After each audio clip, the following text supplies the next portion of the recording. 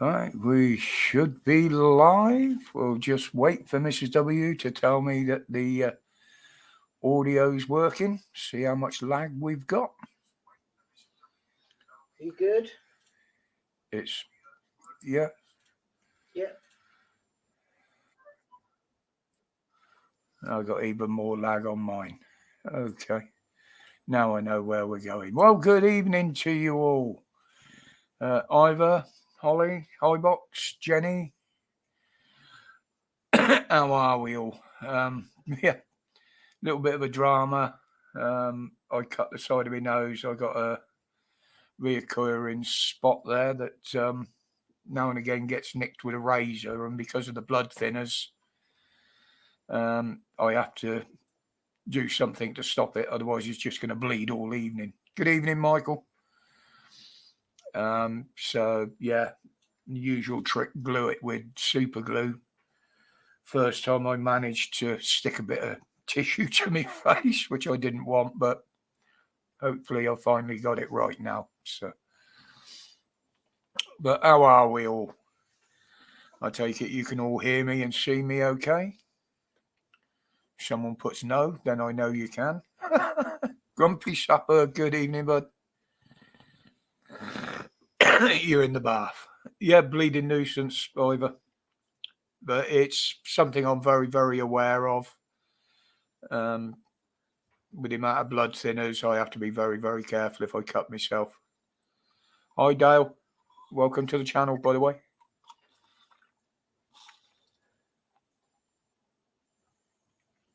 Thank you, Jen.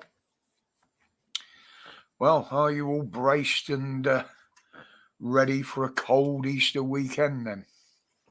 Yeah. No. No. In the background. Yeah. What a weekend to pick for a wedding.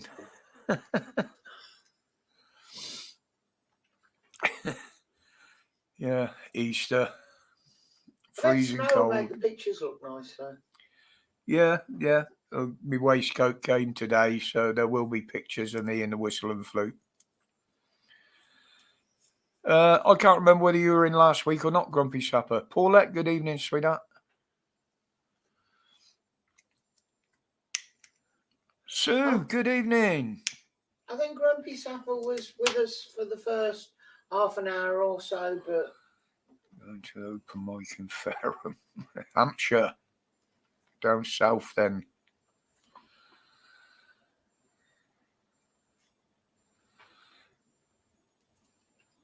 How many? We got 25 in watching, so good evening to the rest of you out there in Lurker's Land. I know some of you are. You're there by choice, and I know you're there, so welcome to you guys. Those that are just lurking into the background, good evening. Lee, strap a hot water bottle to your belly at the wedding. You ain't got room under that waistcoat. I won't have room under the waistcoat and the suit. Ricky, good evening, mate.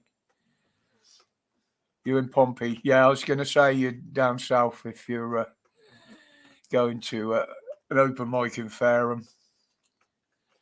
That's where I bought me first Yank car years ago. Resist, good evening, mate. Hope you're well.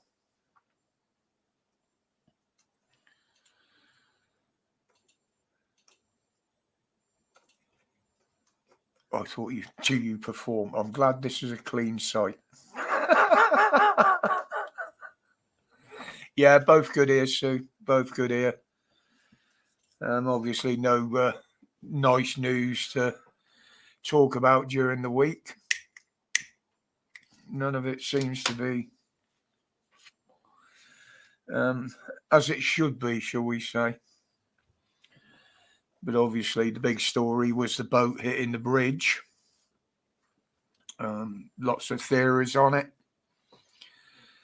Basically, there's another channel which I do trust. He is a marine engineer. He works in the engine room of a ship. And he gave a perfectly plausible reason why it hit it with the power outages. And it looks like what he was saying was right with the information they've given today. PSNI, good evening, lads. Hope you're good the other side of the water there. But yeah, it's sad there was a loss of life, but it could have been a lot worse. They did manage to stop a few bits of traffic getting on there. Any civilians that went down with it were literally clearing the bridge because they'd stop people entering it from both sides. And most of the missing seems to be the work crew that were in the middle. And to be quite honest, you could see where they were. They didn't stand an earthly chance. You could see the orange flashing lights on their vehicles and the work lights. But it was all one piece, that the metal that buckled was all one piece. So the moment it started moving, that was it. It was just going to twist, deform, and fall off. That they were on the road deck and the rest of the pile of metals come down on top of them into the water. So, Stitch, good evening, sweetheart. Grumpy Sapper, you've been hacked or what? But yeah, I only put a small clip in the video yesterday that was the only one that was available at the time, because it was still more or less dark when I did the video, and they hadn't had any up-to-date footage. But looking through it today, Christ, yeah. But hey, Biden has said they will pay them to rebuild it. They will pay to have it rebuilt. So the ship system had been hacked. I very much doubt that, Grumpy Sapper. Very much doubt it. There are, or should be, so many redundant systems on them boats that something like that should never have happened. But yeah, Russell, what a mate of mine was saying was, and I know the effect very well, is when the screw isn't turning, it doesn't affect the steering, but if you start it up by the reverse or forward, it can affect which way the bow faces.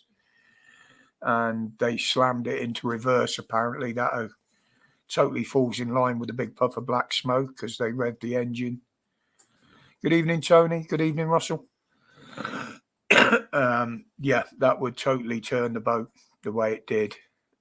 They did have time to drop both anchors, which obviously something at 100,000 tons isn't going to do a fucking thing, really, to be honest with you, with the tide push and everything. But yeah, it's something that's going to have a lot of repercussions, shall we say, not just for the families who lost people, but for the whole of the port, because they can't get anything in or out. They can't even get the crossed port ferries running. The only thing they've got other than driving round is a tunnel. So, yeah, it's going to affect a bit of world trade. I mean, it's not that big a port when you look at some of the others around the world. Obviously, mainstream media are hyping up on how much comes out of there, but yeah, with a pilot on board or even two, the redundant systems should have kicked in and helped them recover, but it looks like everything happened too quick, especially when the second power outage happened. You could actually see that when the lights went off and came back on again.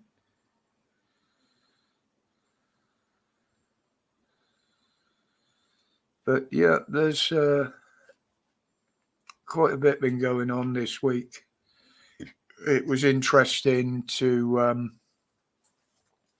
see the one about Australia,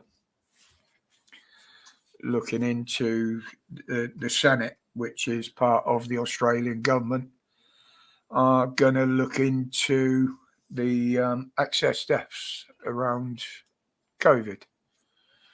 I believe they're the first country that has actually really mentioned it and said they're going to do anything. At the moment, I think it's only at the stage where they're discussing having an investigation. But being as they've changed a lot of laws and brought a lot of things in since lockdowns and COVID and what have you, for the good of the people, although they were one of the most oppressive regimes. Yeah, I wouldn't be at all surprised to see them do an about turn on that. But as I said yesterday in the video, today was it in the video? I can't bloody remember now. God only knows. Yeah, we're not going to hear anything for at least a couple of years. The same as everything. Look how long it took them to get the actual COVID investigation sorted here, and it's still ongoing. It's still only on module 1 or 2, I think it is, of 3 or even 4. But yeah, it seems to be. What else have we got? Oh no, yeah, we've got the amount of support that's been lost for the NHS over the last year. They were saying 24 point something % now are the only people that trust the service. Well, I rounded it up to a quarter because that would be 25%, wouldn't it? Makes it, my bloody map's folded up under it. Give me a second, guys. I hate it when it does that. I can feel the lump under my feet. Stuart, have you got a note? What's that? Stuart's late. Yeah, we need a note from Teacher Stuart. But yeah, the amount of support that's dropped for the NHS is it's not surprising. Not surprising. Yes, so exactly. Whether I'm lucky because they all know me at the local hospital here, I don't know. But they've had to change a couple of my appointments. But they always see me whenever I need. And I can feel my own symptoms of when I need the blood treatment. So I just ring them and say, look, I'm getting some symptoms again. So they have me in to do a blood test. And if I need treatment, like last week, then they do it there and then for me while I wait. And it's usually straight away. Sorry, the dog at the note. Oh, we'll accept that, Stuart. They used to accept it back in my day at school. But yeah, I think the last figures I saw of the uptake for the intervention, it was less than 10% of the population taking it up. Someone did say that they were going to start charging for it at chemists. I haven't seen any. I seem to remember somebody discussing that, but I haven't seen anything about it. But I will have a look after we get the weekend over and done with. Obviously, we're going to be a bit busy. Yeah, the dentist. I mean, to be honest, Sue, I just started using a set of false teeth that I had made for me back during lockdown, actually. The reason I've only just started using them is because they're uncomfortable. They rub, and my other one's actually snapped. So just boots to a chemist for 99 quid. That wouldn't surprise me, Dale. Wouldn't surprise me. But yeah, the dentist, it was supposed to be an NHS appointments, but they still charged me over 200 quid for the bloody things. Yeah, you had to pay because I was working. Yeah, because you were working part-time at the time, weren't you? And the workmanship is absolute shite. It really is.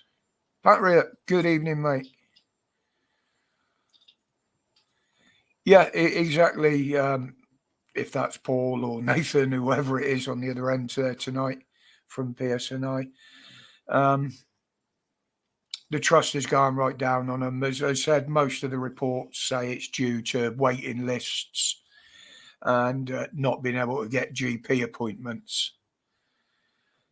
Most of the people that are in the waiting probably aren't English anyway, probably don't understand why they've got to wait, so they would never be asked. I've been waiting 7 months to find out what's wrong with his hip. 7 months. Still hasn't got a diagnosis. I mean, as Heather just said, a friend of ours has got real bad trouble with his hip. He's had cancer as well in certain places. He's had a big lump removed from his arm. And he's been waiting 7 months now to find out what's going on with his hip. They're sorting everything else out, but in the meantime... he can hardly walk. He uses a stick, and where he's had this big lump removed off his arm is the hand that he usually supports himself with his stick. So he's having a real problem at the moment. Yeah, that doesn't help, Stuart. I mean, the waiting lists were going up and up and up every year anyway before this main influx started. You're better off going to A&E sometimes, Sue. I do, unless it's something that I can talk to him over the phone about, or I just want some new pills. Gary, good evening. But when I do have anything that I think is major, I bypass the doctor. It is pointless. Absolutely pointless.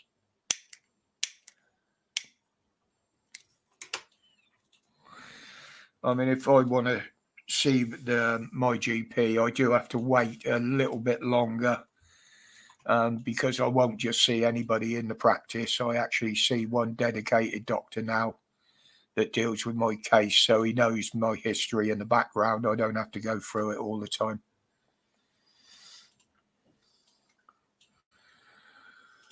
My doctor's rating is 1.9 out of 5. I've never looked at the ratings here, Sue. I did give him a scathing report on Google review once, and I did write them a shitty email. And the last beef I had with them was over all the fucking messages and texts about come in and get this jab for this and fucking jab for that. Well, I'm not taking any of them, and I openly told them that. So, stop sending the fucking messages. And they said they couldn't do it without taking my name off the system. So I spoke to a doctor who obviously spoke to the practice manager. And since then, I've only had one, because they did say I would get one, a reminder for the annual flu jab. And it's the time of the year for that, obviously. But touch wood, I haven't had any more from them. So hopefully they've done what they said they were going to do.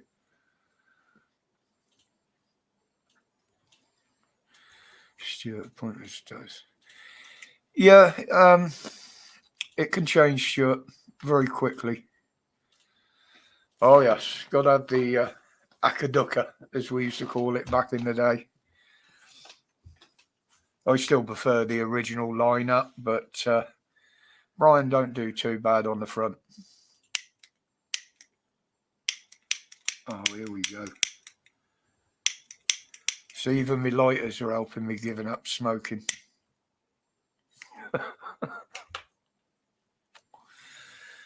But yeah, I think whichever way it goes at the moment, I mean, the government are throwing more and more money at the NHS. But as we know, that would be just soaked up by managers and fucking diversity. Nothing will get to the front line. No worry either. And now we've got hundreds coming over again a week. They all have to be seen by the NHS and be checked, so there's staff needed there. Most of the hotels where they're in, whether it's right or wrong, I don't know, but I have been told that a lot of them have permanent nurses or a permanent nurse on the premises.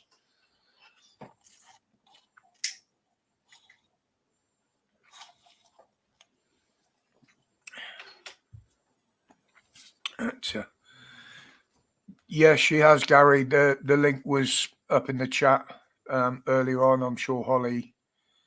I'll do it. Oh, she's going to put the link in. Yeah, Holly. I'm still on that packet of tobacco that Heather found.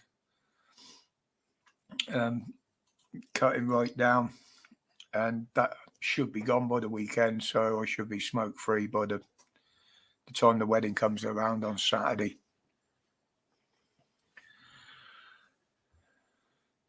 Yeah, she's only posted one short video on there at the moment, just to see how it goes and how she... Just to make sure it was working. Yeah, just to make sure it's working. Ultimately, she may well schedule a live at some point, just to get you ladies going in there. At the moment, with this weekend coming up, my head's not in the right place to sit and do videos or a live. Yeah. Thank you, Stuart, but no, if I got it here, then I'm going to smoke. Oh, the blokes will be welcome in there as well, Gary, but it is mainly for the ladies. As I said, anybody can sub, but don't be surprised if it ends up being a bit too girly for you. But no, everybody's welcome. And Moo said he's going to come in and wear a frock. My new pronouns. Yeah, I love the sound of the waves, Jen. I mean, when it's a little bit rougher, you can lay in the cottage and you can hear them on the beach from the cottage with the window open. And it's probably the only time I sleep well is when we're on holiday down by the coast. That video that I posted, it's the pebbles that you can hear more than the waves. It's the pebbles breaking again, being lifted and thrown down. It's because that section of the beach is a pebble beach. So lost souls, yeah. You probably get a leg in one. These handlers are coming in fancy dress. Yeah, so it's one of the main things I miss about not living on the coast is the sounds and the smell of the sea and the fresh air. It is different when it comes in off the sea. Ozone, yeah.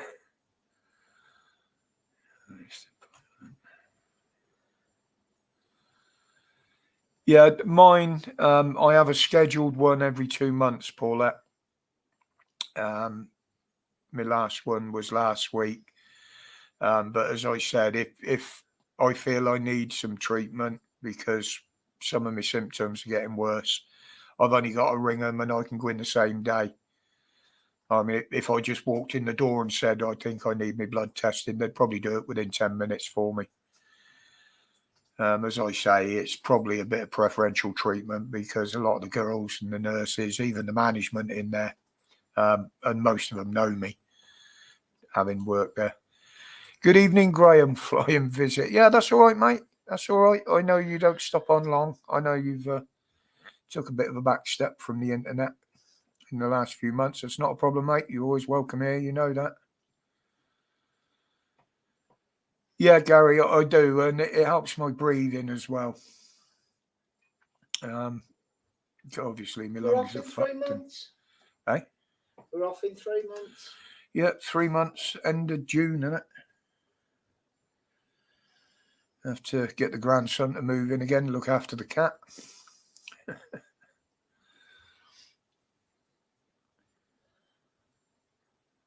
You saying that about Pebble Beach? I mean, the one we used to go to down in Wales when we stay at Heather's brother's place down there. That's a total shingle beach, and we've seen overnight a 5 foot high shingle bank disappear off the beach. You couldn't see the top of the sea wall. You could only see about 8 inches of the top of it. The day before the storm, following the storm, you could see a good 6 foot of it, and all the shingle had gone. It changes from day to day there, but that's all quite big stones, and they make a hell of a racket. Especially when they come over the top of the car. When they come over the top of the wall and hit the car with the spray. I've got some good videos from Dan Cumty. I have to sort them out. Yeah, on the computer. Put them up. Just seeing what else I've got on my notes in here. I've got a few for tomorrow's video. Whenever I'm near the sea, Jenny, I have to get my shoes and socks off and get my feet in that water. Toes in the sand, feet in the water. Has to be done. He thinks I'm daft. Yes, Gary. I often used to get asked when I was on the boats down in Cornwall, what's the biggest killer in the sea when you're at sea? I said, well, it's the sea itself. I said, if you don't respect it, it'll have you every time. And obviously the dangers of it, what I no disrespect by calling them it, but town is that don't go to the beach regular, don't know about how the tides and rip tides and stuff like that work. You know, how quick the tide can come over mud flats, and this is where the problem arises. 9 times out of 10, the beach rescues, mud rescues, etc., are due to unknowing tourists. You know, most places there's plenty of signs up to warn you, but hey, who looks at warning signs when you're on holiday on a beach? Drone, good evening, mate. Yeah, all good here. Just getting wound up, ready for the weekend.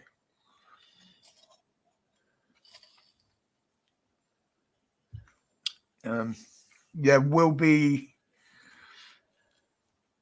Yes, Graham, exactly, mate. Obviously, places like Western, Breen are another big example of it.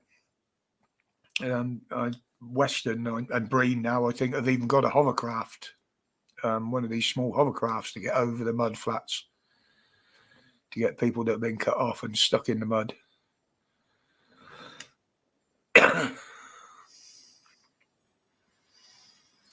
Yeah, Grumpy Sapper, exactly, mate. I mean, when you earn a living from it, you learn. When you live by it and involved with the sort of things I was, you actually see where these things go wrong. Yes, I have, Lee, quite a few times. Only once tried to surf it, and that went horribly wrong. I lasted about 3 minutes, and that was as far as I got. But yeah, the sea is, and it doesn't matter how deep it is, it can be a very dangerous place. Very, very dangerous. I was going to say that's something I haven't seen, darling, so maybe we could do a day out. What, you've never seen the board tide? I've never seen the board tide except. Okay, well, you've missed the last one. It was a couple of weeks ago. But yeah, we'll look into something, going down, having a look so you can see it. I'm a Brummie born and bred. I don't live by the sea. I've never lived by the sea. I don't live on a river that's got... The actual bore, it doesn't really look anything until it gets further up the estuary anyway, where it builds up. Surfing, you've got to be... No chance, mate. Not a chance. I have enough trouble balancing on the floor. Yeah, I say I tried to surf it. Well, you got to realise that my knowledge of surfing, yeah, I can get up and stand on a board and ride reasonably small waves in, but that's about as far as it goes. Even on the beaches in Cornwall, just messing about, I used to get way out of my depth with it, and the way my balance and that is now, I'd probably be better off using a fucking aircraft carrier than a board.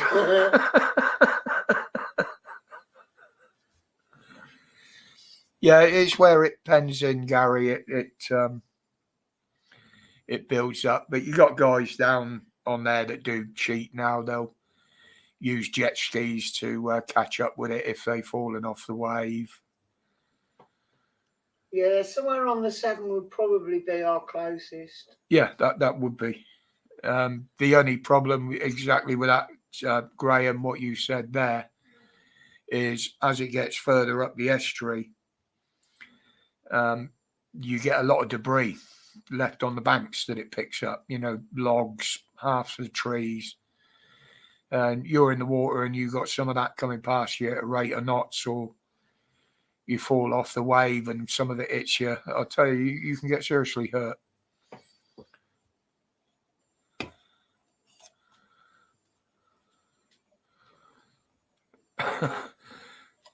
Yeah, that's an old joke with the ironing board, Lee. But most of the original surfboards weren't much more than that. They were just finless, big shapes of balsa wood.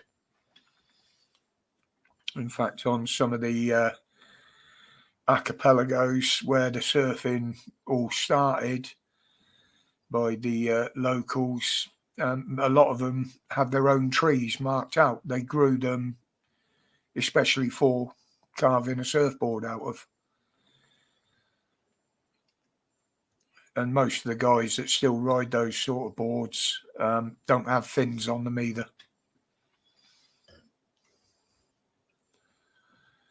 Well, the balsa boards, Gary, they're the original ones. All they've done nowadays is replace the balsa with foam and covered it with fiberglass or carbon, if you're really posh. But most of them were just balsa. Used to steer them. Used to put your foot out the back and turn your foot, and that acted a bit like a rudder. But they were usually big boards as well, what they call long boards, which are the ones that where hang 10 comes from. As you walk up to the front with the back end stuck in the wave, you put your toes over the end of the board, and that's where the hang 10 saying come from. Hanging 10 toes over the end of the board. You know, they never used to give you anything sharp enough to work any other wood, did they, Gary? I think we were in the second year before we were even allowed near anything other than balsa wood.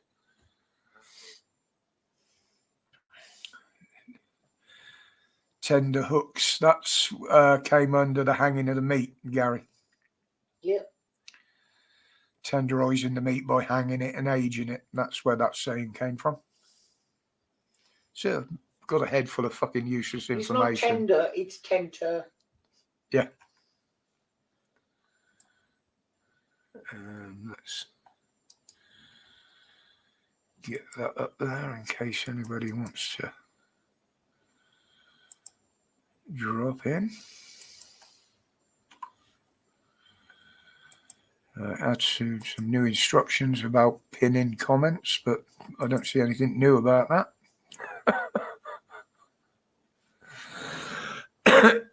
All right, and Graham, no worries, mate. Good to see you. I don't think there'll be any live this week again. I haven't heard from him today, actually. But if that changes, one of us will let you know. As I say, I won't be about on Saturday. Obviously, it's the day of the wedding. And I probably won't be about much on Friday either. So, obviously, a lot of organising stuff to put in place, along with getting my suit out. Yeah, he might jump on here in a bit, Gary, but he doesn't run his live streams from his phone. So, all right, Graham, you take it easy, buddy. Yeah, you've heard from him, Ollie. Brilliant. Yeah. Like I say, I just haven't been over a lot of platforms and that today. I know he hasn't put anything in Discord, so. What else we got? What can we discuss? But anybody else out there, what are you doing for Easter? Don't forget the roads are going to be chocker, or so they say.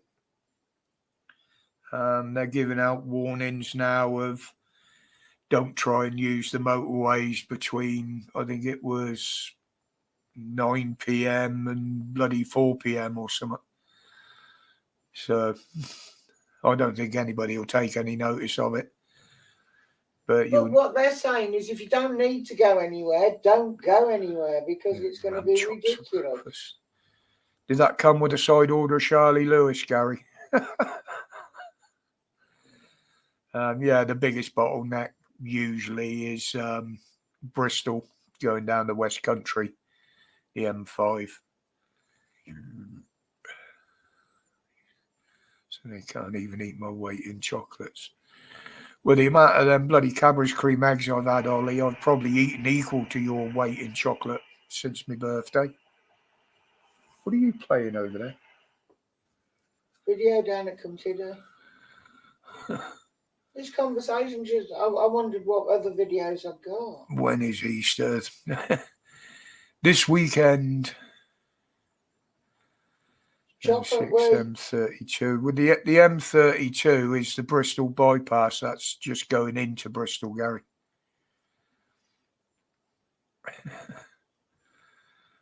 I used to live up there. I used to see it.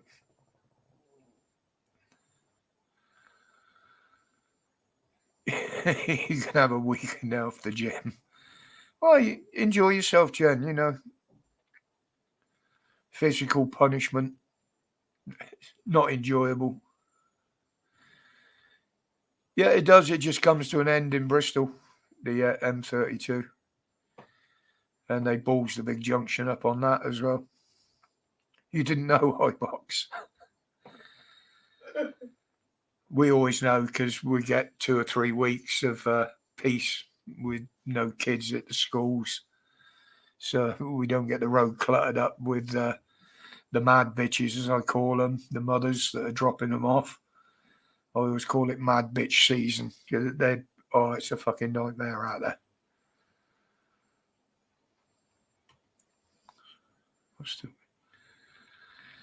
Yeah, it's getting like that resist. You know, there is going to be a lot of people that would normally go out on an Easter weekend that just won't be bothered this year because they don't feel safe with what's on the streets.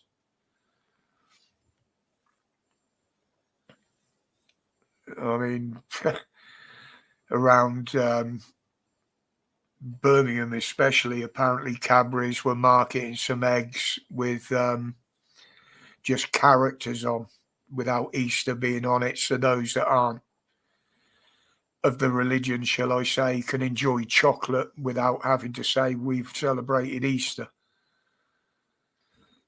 Celebration egg. It's not up there, just up there resist. I mean, there's people in Birmingham that are like it. Most major cities have got areas that are like it. And it's got to the point where a lot of the population just don't feel safe on the streets anymore. Yeah, that's so if they can all get across the bridge at Bangor, isn't it?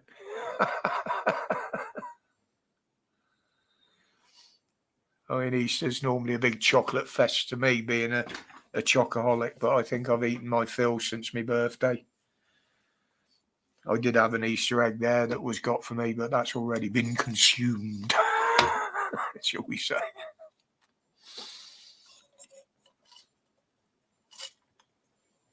Bleach Demon, good evening, bud. Both bridges, yeah. I haven't been over to Bangor for years. We used to go to Holyhead regular, catch the ferry to Dunleary. And once or twice I've been up there to fish the Straits as well. It's a very good conger area, but it's also a very dangerous area to fish. You go in there with the tides that rip up between the island and the mainland. Not much hope. But they did used to fish for tuna around there, funny enough. I think the record tunny, 700 odd pound, was caught out there back in the 30s by a woman, funny enough, in a rowing boat. It was big sport back then that the gentry used to indulge in. I haven't seen her lost souls, and I haven't heard from her. The last thing I saw was she dropped out of the Discord server. Other than that, I haven't heard from her. Bit worrying.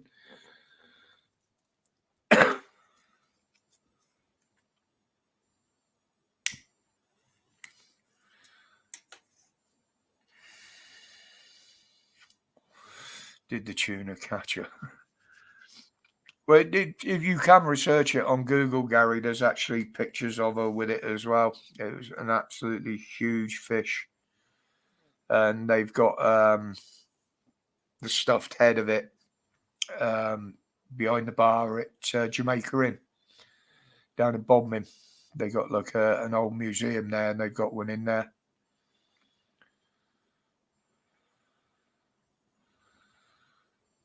Yeah. Well, we're not going to be saving anything this weekend with a wedding on, so. Although Heather's staying at the hotel with her daughter on Friday night, so me and the cat can have a party Friday night. Yes, Gary, Bodmin, up on Bodmin Moor, mate. On the side of the A30 up there.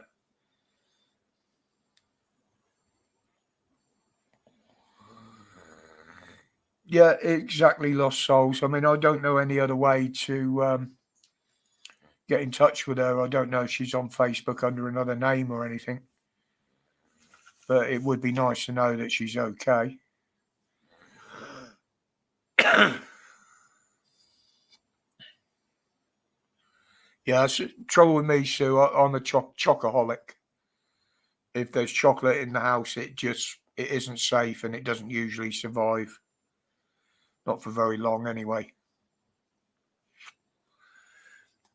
I mean, I had that box of Cadbury's cream eggs given me on my birthday. There was 48 in there, and I think there's only half a dozen left, if that. Which is really bad. I mean, Heather has had a couple, but she hasn't had anything that would make a dent in it, really. It's all been down to me. But again, it's something I've got to stop. I have been getting good up until when I was presented with that. But what do you do? The guy's giving up smoking, and normally people will give you a packet of baccy or something. So no baccy this year, just chocolate. And it's usually the same at Christmas as well, which is not good. But my blood sugars and everything are absolutely fine. My cholesterol's almost where it should be. I'm tested regularly for diabetes. Don't have any problem with that. That's always tested in my blood test every couple of months, along with other nasty things.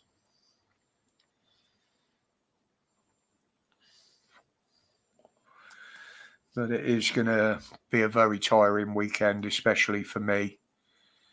I've already said I won't be staying for the full evening festivities. I shall be coming home and going to bed early because it will wipe me out.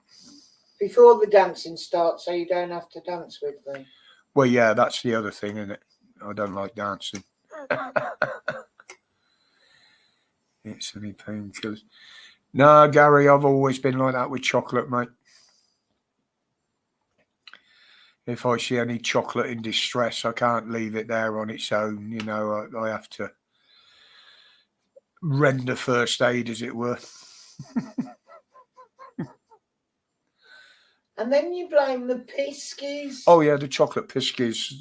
They followed me up from Cornwall. And they're right little buggers.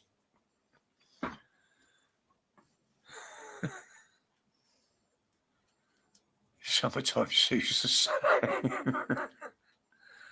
Yeah, it's really weird, and except for Cadbury's, I actually prefer some of the cheaper own brand chocolates. You know, the cheap bars like you get in Aldi and stuff like that. That, you know, there's not a lot of cocoa in it and what have you, but Genesis praline. Not so much on that, me. No, that's me. That is the praline. I'll eat it if it's wrapped in chocolate, put it that way. The thicker the better. Steak and lamb gammon. Didn't know you could get chocolate in that flavour, Gary. Meat. Yeah, I'm a carnivore. But, yeah, and the other thing is, I don't think a lot of people have got the money to go out and celebrate Easter and festivals like they used to. I mean, obviously, next month is going to be a big tell because there is a bit of a get together apparently being organised in London for St. George's Day. Well, after the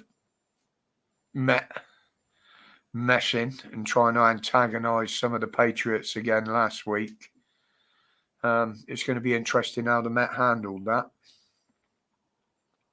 And you can guarantee all of a sudden there'll be works on the railway lines, so they won't be at full capacity that day. I'll tell you what, we got some love arts in the box over there. Hi, box. I like the old time sweets. But yeah, that's going to be very, very interesting, especially as they deemed it in order to fly the Pakistani flag over the Westminster Abbey to promote the Pakistani and Indian festival. And I found that bang out of order, to be honest, considering people on our streets are getting arrested for carrying our Union flag or the St. George's flag. Apparently people take offence to it. But we can't take offence to that being above Westminster. That there shows you everything what is wrong with this fucking country. Every nation can scrounge off us, fly their flag here. Everybody will bend a fucking knee to them that's in power. Yet our own countrymen get no fucking consideration whatsoever. And that I do find fucking offensive. Sorry. But they can take offence at us, but we can't be offended by what they do. Yeah. Why? They can try, Gary. I've got one in the wind, two in the window, and I've got one here. And anybody they can take offence to it. I don't give a fuck. They're staying there. I don't care who complains.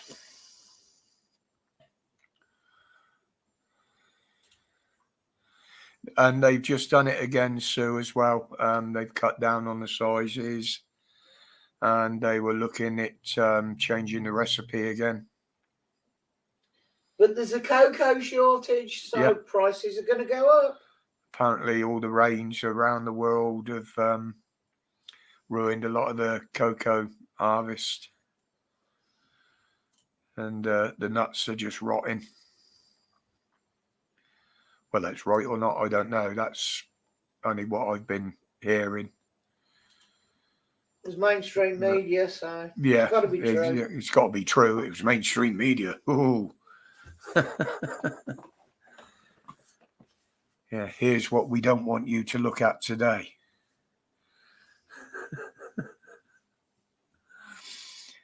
But it's nice to see that the anti-ULEZ boys are getting a bit inventive now, shall we say. And the latest one is hang back boxes around the cameras. Because technically by law, you're not allowed to remove them and you're not allowed to disturb them. Even if the bats ain't home. It's a nesting site, it's a bat breeding site, and therefore it's protected in law.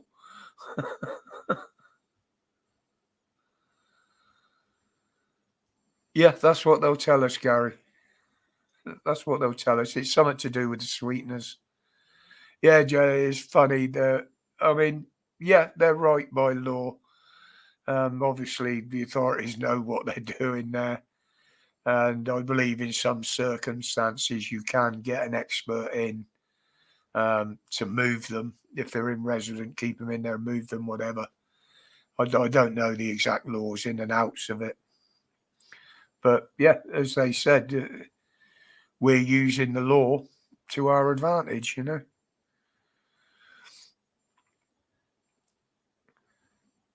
This is what you need to pay for smaller parts. Yeah, but there's a lot of things at the moment they're charging more for, but the portions are getting smaller. Mars bars used to be this big when I was a Yeah. kid. It's, even jars of coffee, everything like that is getting smaller. All hail the Freddo Tempe.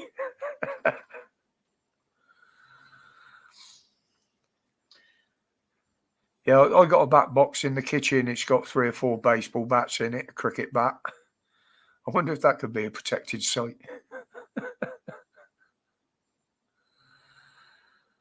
But this is, When I was buying Mars bars, they were less than 5p.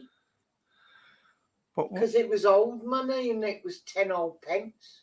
I'm just trying to think what film it was in now. That was it, Demolition Man, wasn't it? Everything that's nice or good for you, they make illegal. Yeah, the Freddos have got smaller. And the chocolate tastes a bit different as well, I noticed. We had a bowl with some in here over Christmas. Notice I said had.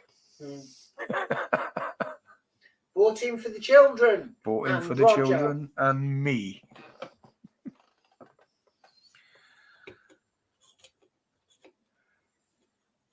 Wagon wheels. Never great lover of wagon wheels. I don't like American candy. It's not chocolate. It's got no cocoa in it.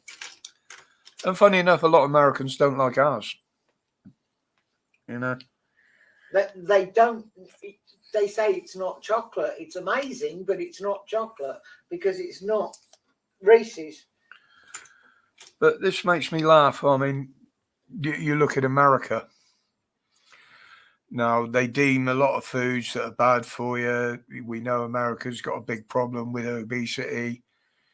They try to make it so people eat healthy. We're going to do away with that. We're going to remove that from there and there. Yet they still, biggest food outlets like McDonald's and places like that. So basically, they're working against themselves. It will, but anything that is not on a government list that you can eat will be banned. You'll eat what you're told. As I've always said, you'll live where you're told. You'll be assessed for work. If you can physically do a job, they'll make you do it. And if you don't comply, they'll do the things that I was talking about with the electricity. We'll have to contact God Bless They'll control you. If chocolate's rationed, we'll have to contact God Bless and raid his stores. I mean, as I said, was it yesterday in the video? They're bringing in the new price caps for different times of the day for fuel, for energy. This is something that Ofgem are looking into at the moment. As I said in the video, it'll be along the lines of what we used to call off-peak energy. But if you've got a smart meter, they can control you individually, which means if you're not towing the line, they'll cut down on your feed, on your supply. So,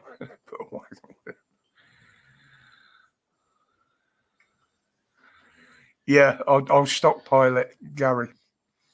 Bugger the tin food, just pile up the chocolate. But think about it, in all survival packs for pilots and things like that, and even some MRE meals, there was always sweets or chocolate in there. Easiest way to keep your blood sugars up and your energy levels up. If not, it was Kendall mint cake. Yes, Patrick, Economy 7, them bloody great big horrible heavy eaters with the bricks in.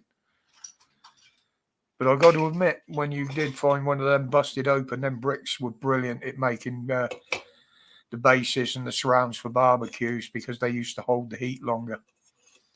And they used to act like a garden heater as well. But I could never see the point of heating your home while you weren't there, while you were at work all day, and then it going off in the bloody evening because the temperature used to drop right from the minute it was turned off.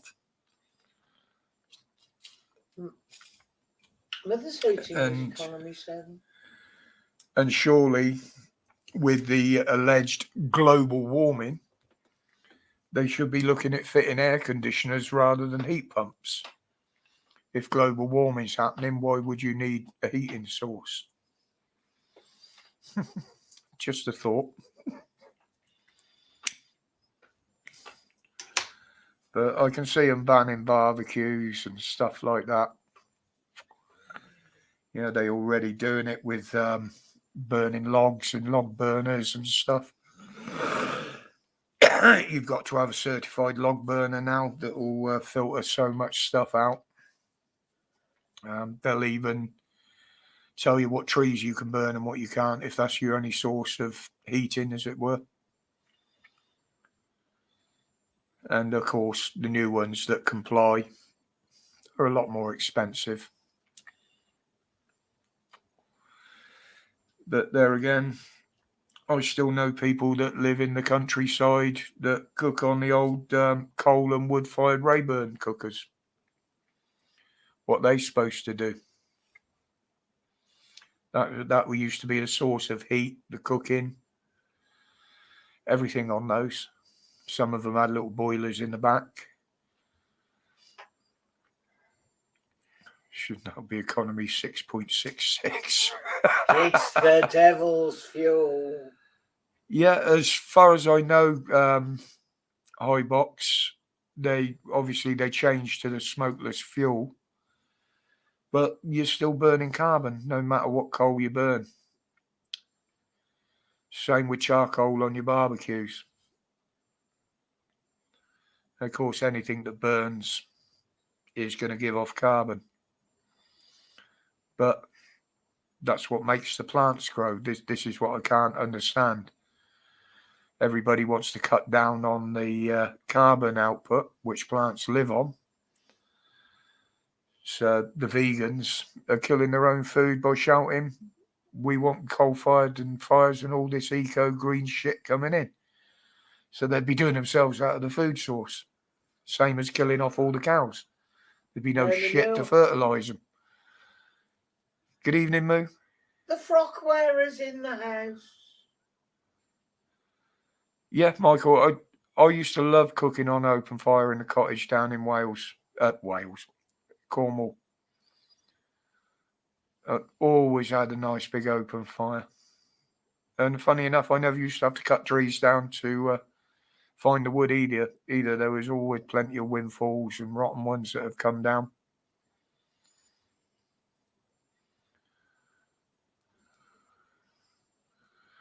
Yeah, well, you think, Gary, most of the body is made up of carbon and molecules and water, I should say. You know, we're a carbon-based life form. So they basically want to do away with life. Yeah, but I'm sorry, if they're trying to cut down on certain gases, why would you want to eat beans? Yeah. Yeah. Molecules. Got your glasses on, Holly? Molecules. No, it doesn't work with me, does it? Yeah, but this is what I keep saying about this global warming shit.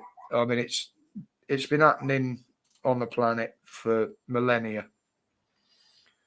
And, you know, you've only got to look back to see how many ice ages we've had.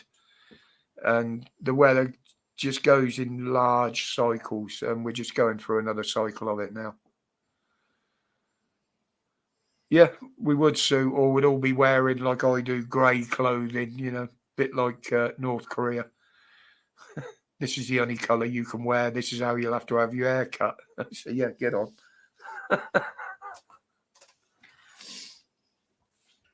But there again, there won't be animals to make any loincloths out of, would there? Because I tell you, if that leather's untreated, they can be a bit rough. They can work miracles with bamboo now. My son's just asked if I want beer. I have failed in the upbringing. Yeah, a good son wouldn't ask, would they, Gary? They'd just bring you one. Kids still ask stupid questions. Good evening, Loafer. I shall be working over Easter, he says. Fair enough. Double time. Or even treble time. Yeah, it is cold, Stuart, and it's going to get worse towards the weekend, apparently. Bamboo from China. Bamboo is a very versatile plant, to be honest. Well, so is hemp, but... Hemp's better. Yeah, you have a bit of a job smoking bamboo. Yeah.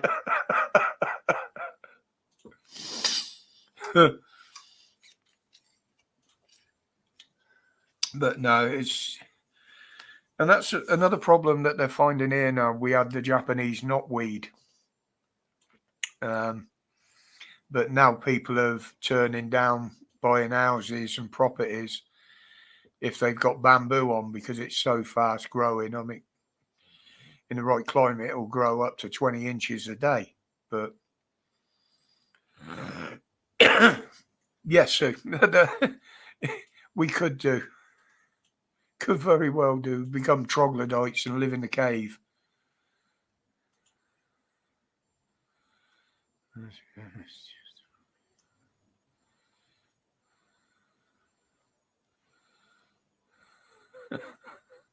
Well, you're a plumber, Loafer. Just turn it all off for when she comes back and see how long they last without it.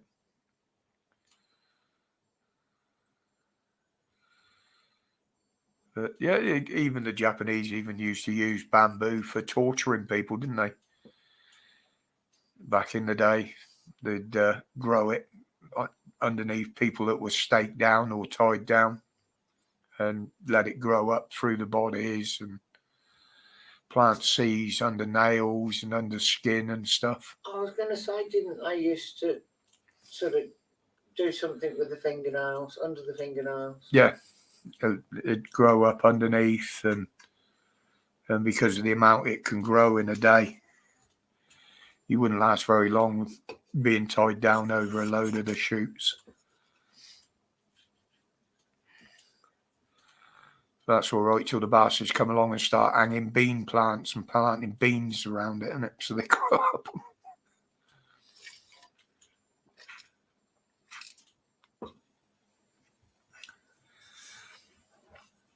Put your frock on, Loafer. Just tell her you're a woman. You're identifying as a woman. She'll understand then.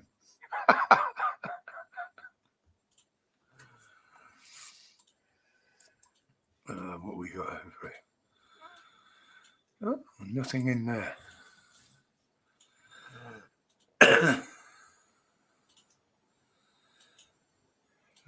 That's, yeah, apparently there's reports of snow already. Scotland, North Wales, I think it was. Was it? Oh God, I've forgotten her fucking name now. Jenny, I think, was it you posted some on Facebook that you got snow across the valley there?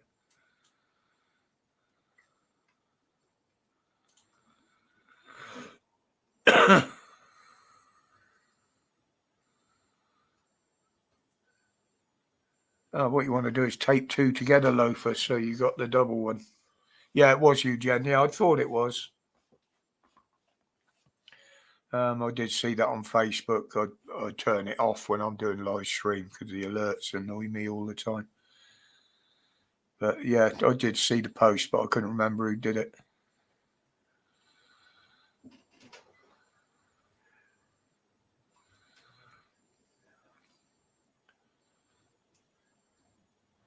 Yeah, I think the last time I got injured by bamboo was by the headmaster at school.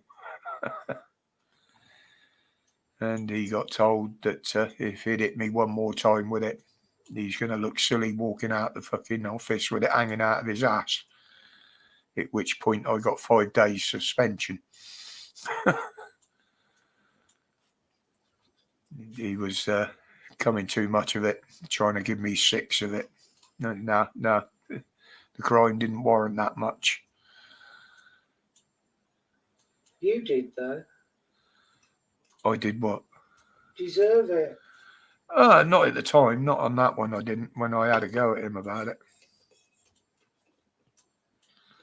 all I did was write a nasty poem about him and the senior master's wife. And the thing was, I ripped it up because I was going to put it in for some of my coursework, and the teacher took it out the bin and taped it back together and fucking gave it to him. And he was going to give me 6 of the cane for something I destroyed because I thought it was in bad taste. And nah, go fuck yourself.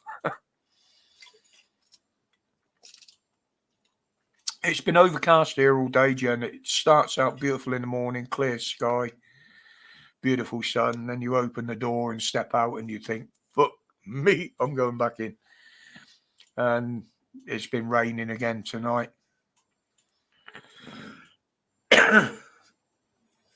Which brings me nicely on to what the fuck is going on with the water boards. I mean, Thames Valley, I think it was, someone said they want to put their bills up by 40%.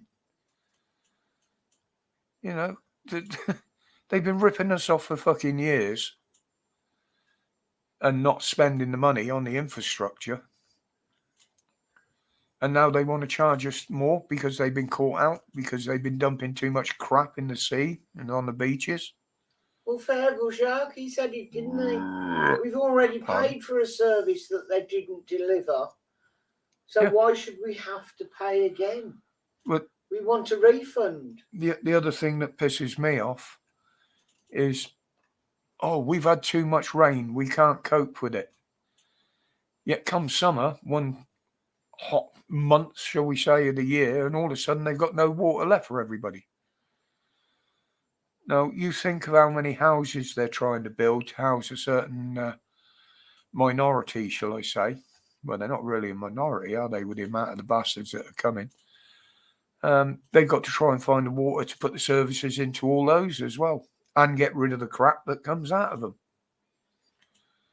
I mean, if you're going to put 40% on the water bill, I think I've got it written down in tomorrow's video. I mean, it's going to end up cheaper to do away with your turd with a couple of bottles of fucking spring water that you've paid for from the shop. It'll end up cheaper, won't it? Yeah, chase your turd down the pan with a bottle of that. I mean, I've known people that have been in touch with me, giving ways of saving money. Literally, they collect the rain in a water butt outside, and anybody that wants to go to the toilet before they go up, they either half fill or fill the bucket from the water butt and use that to tip down to flush it rather than use the mains water. Wouldn't like to drink it, but it is possible if you filter it right. Long Range Force says summer will be on a Thursday this year. Well, in November. That's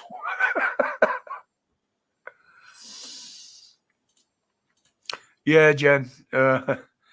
If there's anything they can find to complain about, they will.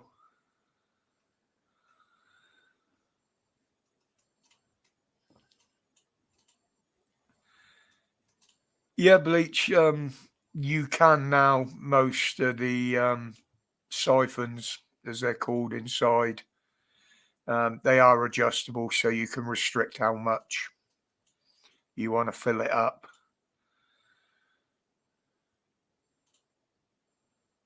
I mean, personally, I like to see everything disappear when I flush. But there again, believe it or not, we're still on estimated water bills here. No, we're on a fixed tariff for 2 people in the house. Yeah, it's estimated. It's not metered, darling. No, but we can't have a meter. Exactly, and if you'd have waited, I would have explained that. We're on an estimated bill for 2 people in the household because they won't fit a water meter because they want us to pay for one because it would be on the property.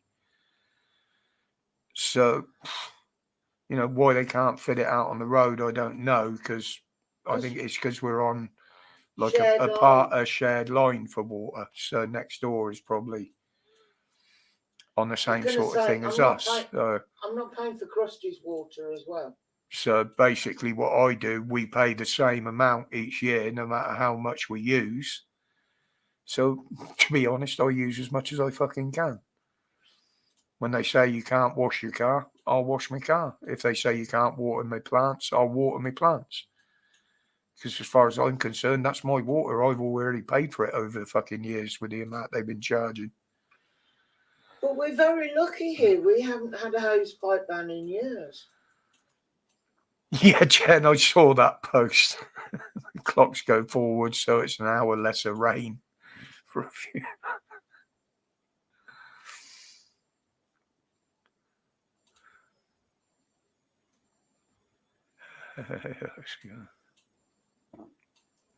But yeah, you know, if they'd have thought about it, they could actually see this coming with the water.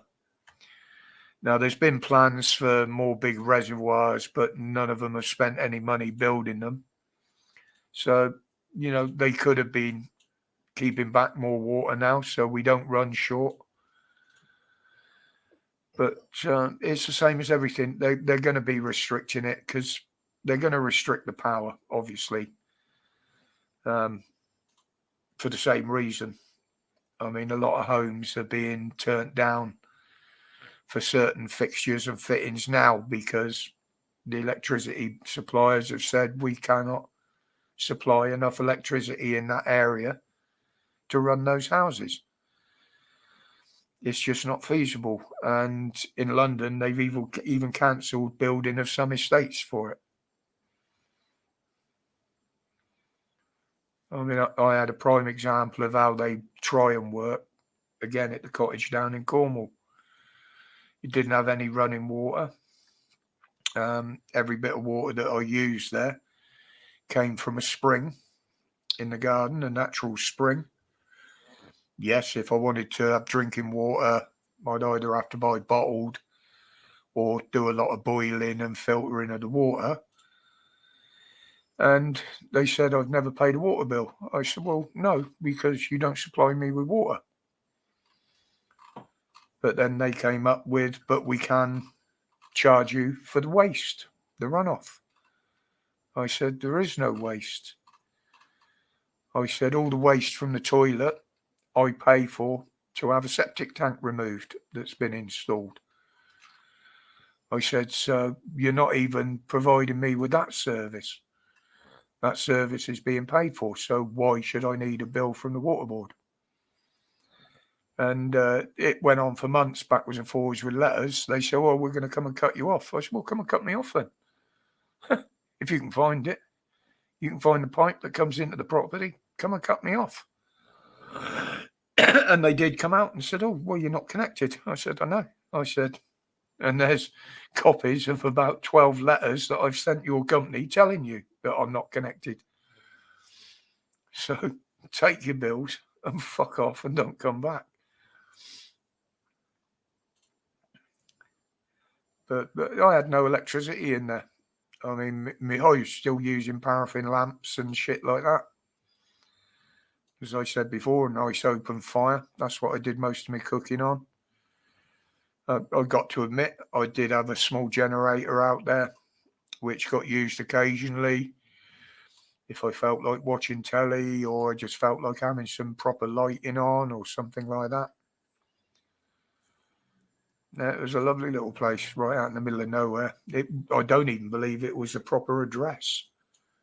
So it was just an old farm building at the end of a track originally. Welsh water for you. Was you off grid, my lover?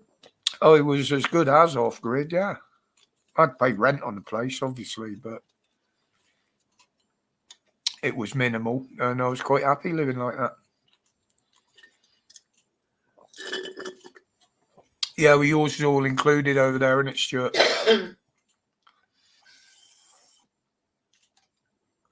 But that's the other thing. I can't see how they can do that in Northern Ireland, which is supposed to be part of the UK.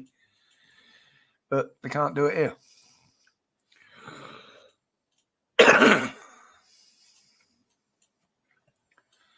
Yeah, I wouldn't let them in the house, Gary.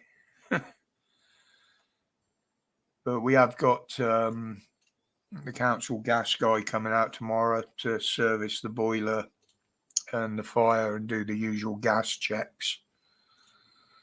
But they have to do that every year for their certificate, being as they have to supply the heating, basically. They don't have to pay it, but they've got to give it to you there. And the other thing that's worrying me, again, which is something that I talk about in tomorrow's video, go into a bit more, but all this shit and pollution that's going in the rivers. Now, there was a big thing a few years ago where they tried to clean up a lot of the rivers. Whether they were trying to cover their own asses or not, I don't know. But you got to think of London with the Great Stink, as it was called, because of all the raw sewage in the river. They actually got the Thames that clean that people were occasionally catching trout in it. Fish, the trout, which will only live in clean water. And I remember years ago catching a trout in the River Thames at Abingdon, which is now Oxfordshire. It was Berkshire at the time. They'd got that far up the Thames. But now, with everything going in, you're going to get a lot of stuff stuck to the bank. There is raw sewage that gets dumped into the rivers. Now, if that builds up too much, you're going to get the start of some very, very nasty diseases going around. Very, very similar to some of the ones that are being prevalent at the moment, because I believe a lot of what's coming across the channel are carrying the diseases on them. I like that as a new word, prevalise. Prevalise. You know how I get my words mixed up. Yeah, but that's a good one. That's a good new word. But we should add that to the English dictionary. You know, the sewerage and raw sewerage and shit around the riverbanks attracts rats. As we all know, the plague is spread by the rats. No, it's not. Isn't it? No. You fallacy. sure? Old wives' tale. It wasn't the fleas on the rats. It was spread by people. Well, of course it was once they caught it. So, do they heat the room? Amortization. Yeah, Gary, I am slightly dyslexic, which don't help. And I do have a problem pronouncing some words or even thinking of what the word is. As do some of the Sky presenters. Yeah. Farage. Oh. Yeah, you think I got problem pronouncing words? There was we were watching Sky the other day, and they were interviewing somebody, and the guy, he was obviously reading from a script, and he Nigel Farage. He said, not Farage, Farage. Just get a drink. Do you want to come on about it? Yes, please.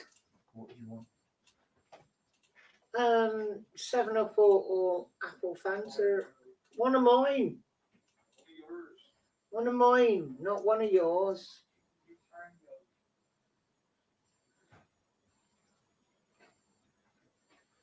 It's the nearest one that was there.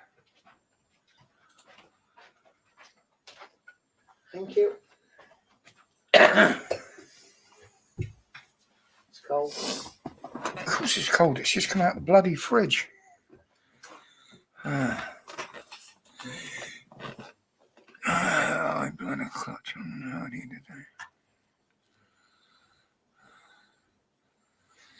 Yeah, high box. I can remember them as a child and as a teenager.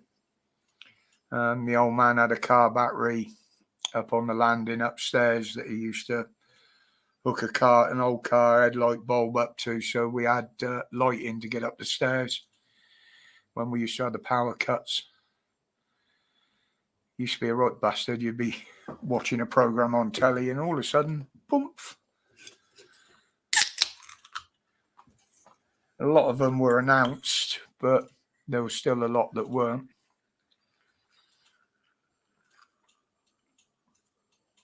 Yeah, the rats are getting a problem everywhere,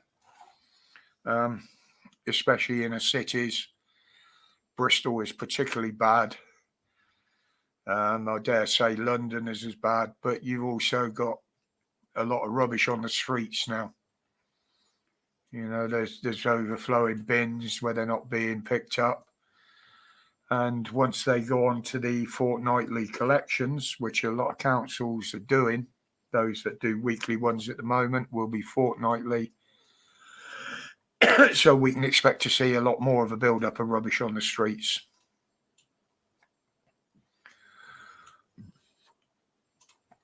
Yeah, them inverters are all right, Bleach Demon, but you can only do so much with them.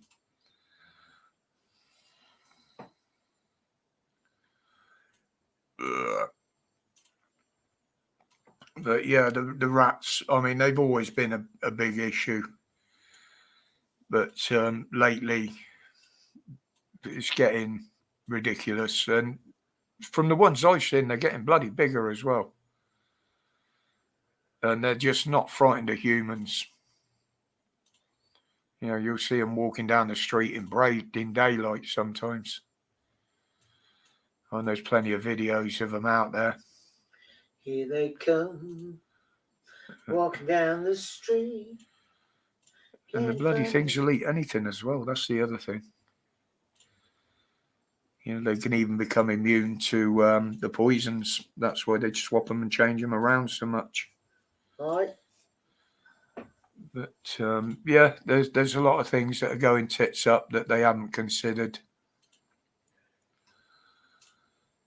Some of them are, Gary, they're bloody huge, mate. I mean, there are islands off the coast, small islands, where they run rampant.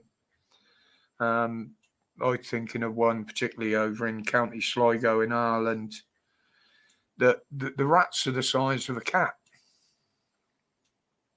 Well, Jenny says those are. Yeah, they're fucking huge. Yeah, they will, Jen. They'll eat plastic. They'll chew through it. Wood.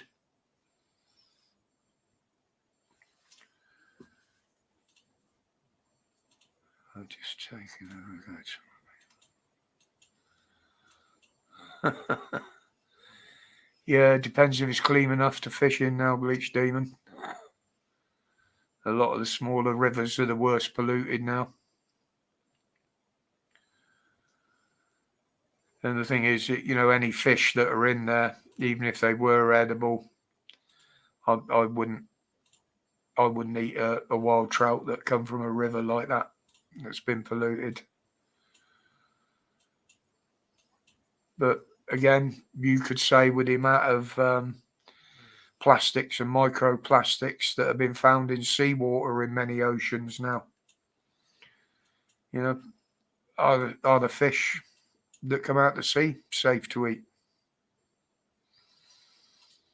Yeah, send me a couple of pictures, please.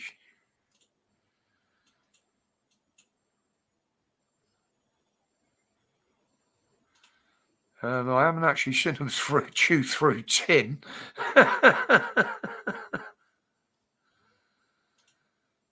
Yeah, this is the other big thing, Jen. If you've got pets or there are cats wandering around and stuff like that, and they eat the poison, you know, they do put it usually in the little boxes now that they can't get in, but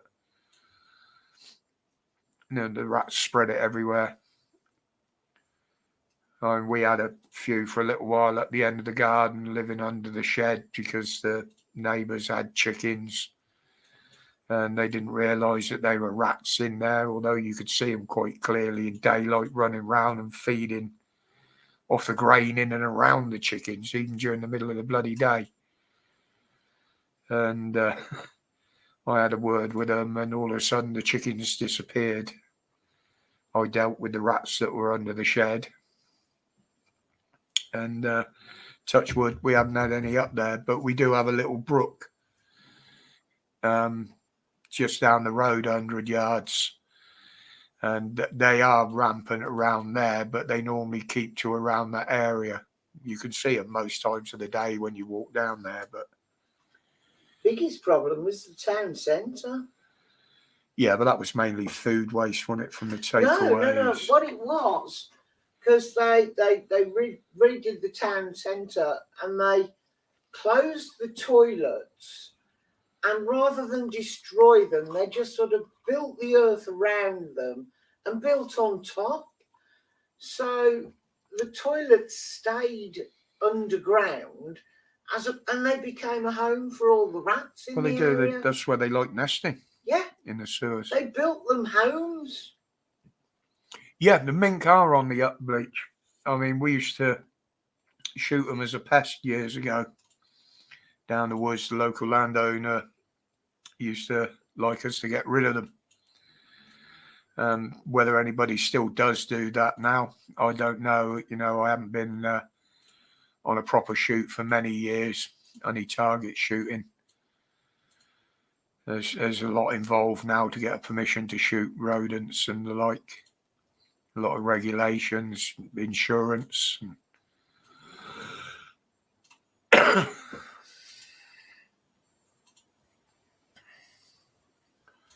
But I think things like that are going to be on the rise. And a lot of the wildlife in this country, with the way things are encroaching on the countryside, we're going to end up in dire problems with our wildlife in this country if it carries on. And I've said before about this rewilding and introducing some of the old species, that's going to bring even more problems.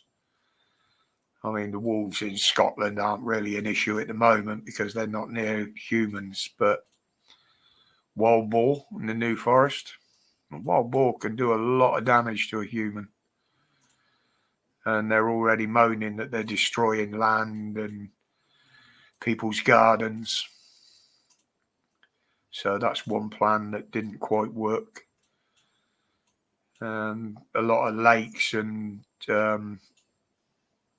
old gravel pits, funny enough, are being designated as areas of scientific interest because they've reintroduced the shrew. What was the other one that was the crested newt, great crested newt. They were on the protected list, so if they were in a pond anywhere, you couldn't touch that. Voles, yeah, that's another one. But you don't watch Dance with Kevin Costner and some wolves. That was a bloody good film, that was, Bleach.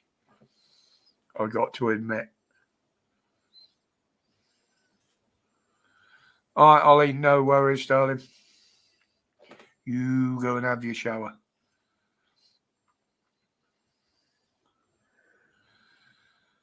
But there again, you got the mainstream media were highlighting the kids shooting pests and that with slingshots the other day. Now, if they left the nice animals, I should say, alone and just shot rats with them and pigeons and shit like that, then there wouldn't be a problem. But there's more and more pests, shall I say, that are being protected. Oh dear, Les Brian May. Yeah, I mean, you got to think about it. Venison, back in the day, was a staple meat on the market. I have it every day, but you don't like it. No, I don't like it. It's too rich for me. I love it. But even my granddaughter would eat Bambi. You think the park here, the Sutton Park, the Royal Park, that was actually designed, as a lot of the big parks were, for the kings and queens for hunting deer. Yeah, badgers, they did colour load over this TB thing with the cattle. Now, TB is easily controllable in cattle with inoculations. So with the amount of chemicals they pump into them anyway, persecuting the badgers for it. Yes, they dig and dig and dig. But to me, gassing them and stuff like that, that's ridiculous. Yes, it was low for the gentry in the Middle Ages. That, as I said, that's why the parks were opened, the royal parks for hunting and what have you. But they are still quite prevalent in the wild in certain areas. I mean, we have got them around here. And Cannock Chase, obviously, there's quite a few up and around there. But anywhere where you got a forest or a nice real big woods with open grassland around it, like on the Berkshire Downs, you'll quite often see them out on the Berkshire Downs and places. So, there's plenty of them still there. But again, you've got to jump through hoops to get the license in and that to shoot them.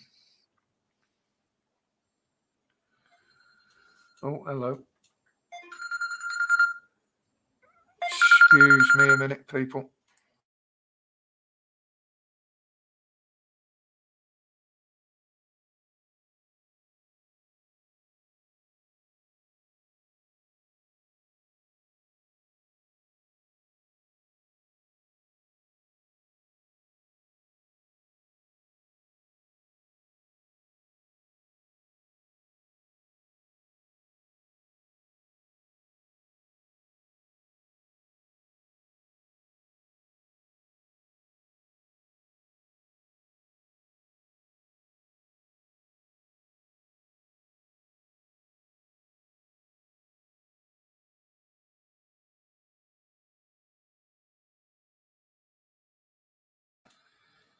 Sorry about that, guys. It was one of my cousins ringing. Didn't realise. Hello. Why is it going onto that? I didn't see what that was saying. Yeah, he didn't realise I run a live on a Wednesday night. What's catch up with what I missed. Badgers. Yeah, Jen, they can be quite vicious and they have got a hell of a bite on them. And they will defend themselves.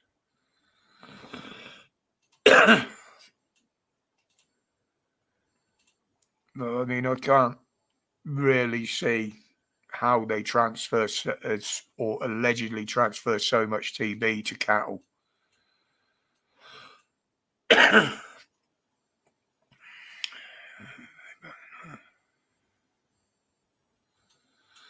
Right on, Loaf. No worries, mate. Oh, pardon me. No. Oh, getting warm now. Warming up. I know, I'm just sweating here. Might be coming down with something. Might have to miss the wedding. Won't have to wear my suit.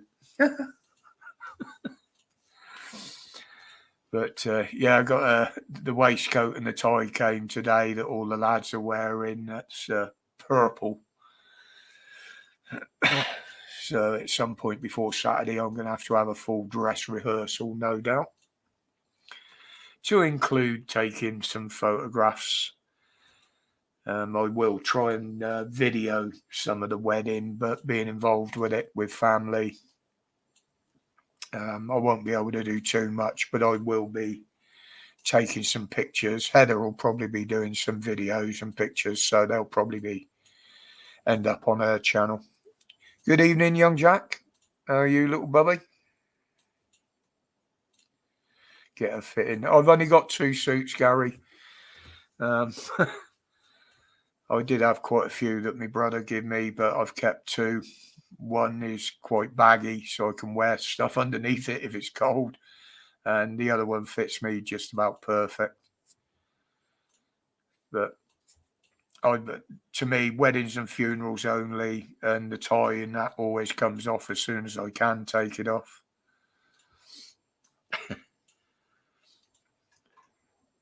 I mean, even at my own wedding many, many years ago when I was married, I got told off because I was told I had to wear my tie all evening. So I ended up with it tied around my head like a hippie. As I pointed out, you only said I got to wear it. You didn't say where. I've told you, you've only got to wear it for the photos. Yeah.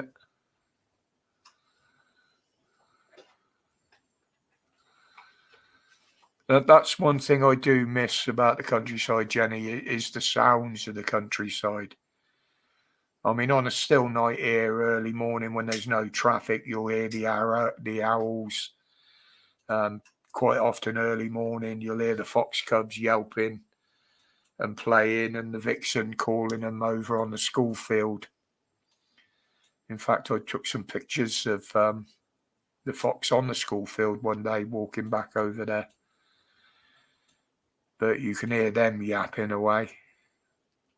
But yeah, there's a certain noise to living in the countryside away from roads. And you do miss it after a while, like listening to the sea when you live in the coast.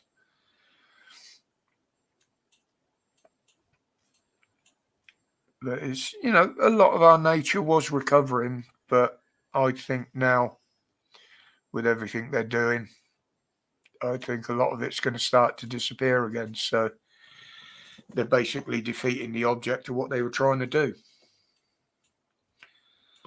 Magpies, I hate the bloody things, Bleach. They're an absolute pest. We used to get told to shoot them. It's the only bird I get in the garden. Oh, that and the pigeons. They'll hassle and harass cats as well. Obviously, the worst one living by the coast are the bloody sea chickens. But they had some weird ideas on how to get rid of them. They went round one year pricking eggs and sticking stuff in the eggs that apparently was going to turn them all gay. But it kind of spoils some of the seaside towns. Well, not as much as certain channel paddlers spoil them, but when you see some of the real old, nice Victorian buildings that were built literally during the Victorian era to attract people to these seaside towns, and they're all covered in bloody nets and spikes and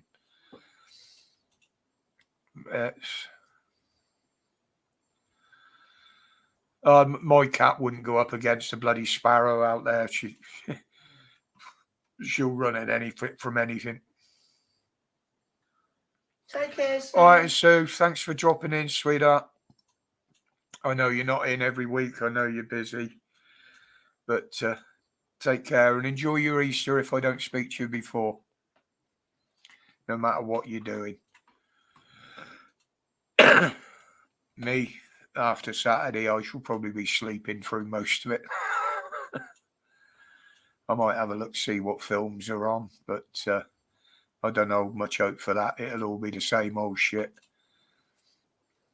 Any premieres now are on the likes of Netflix and what have you, and even on there before they get to the bloody cinemas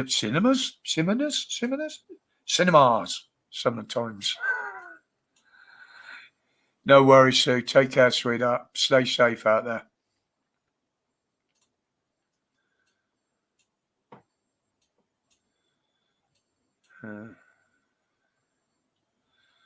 I'll send you login.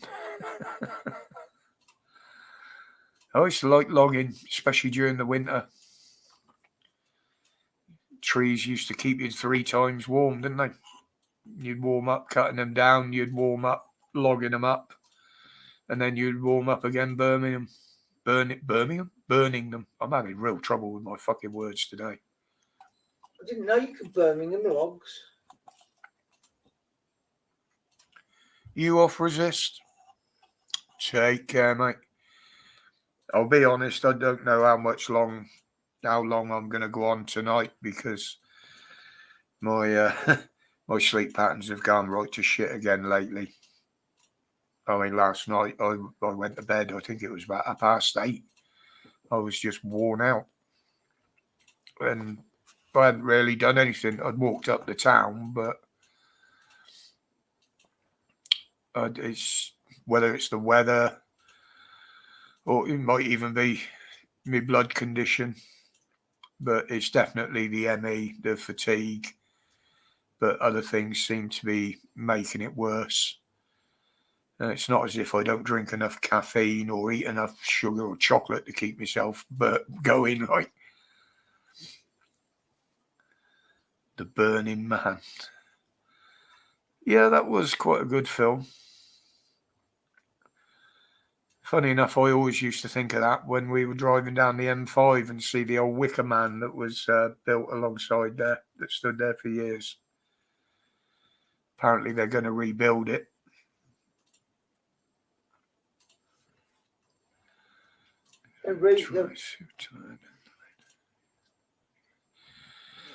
Well, that, funny enough, Gary, you might joke about that.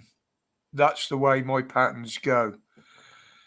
Like, I'll be absolutely shattered 8:30, 9 o'clock. I'm usually in bed by 9:30 anyway, during the week. But I'll only sleep for 2-3 hours most.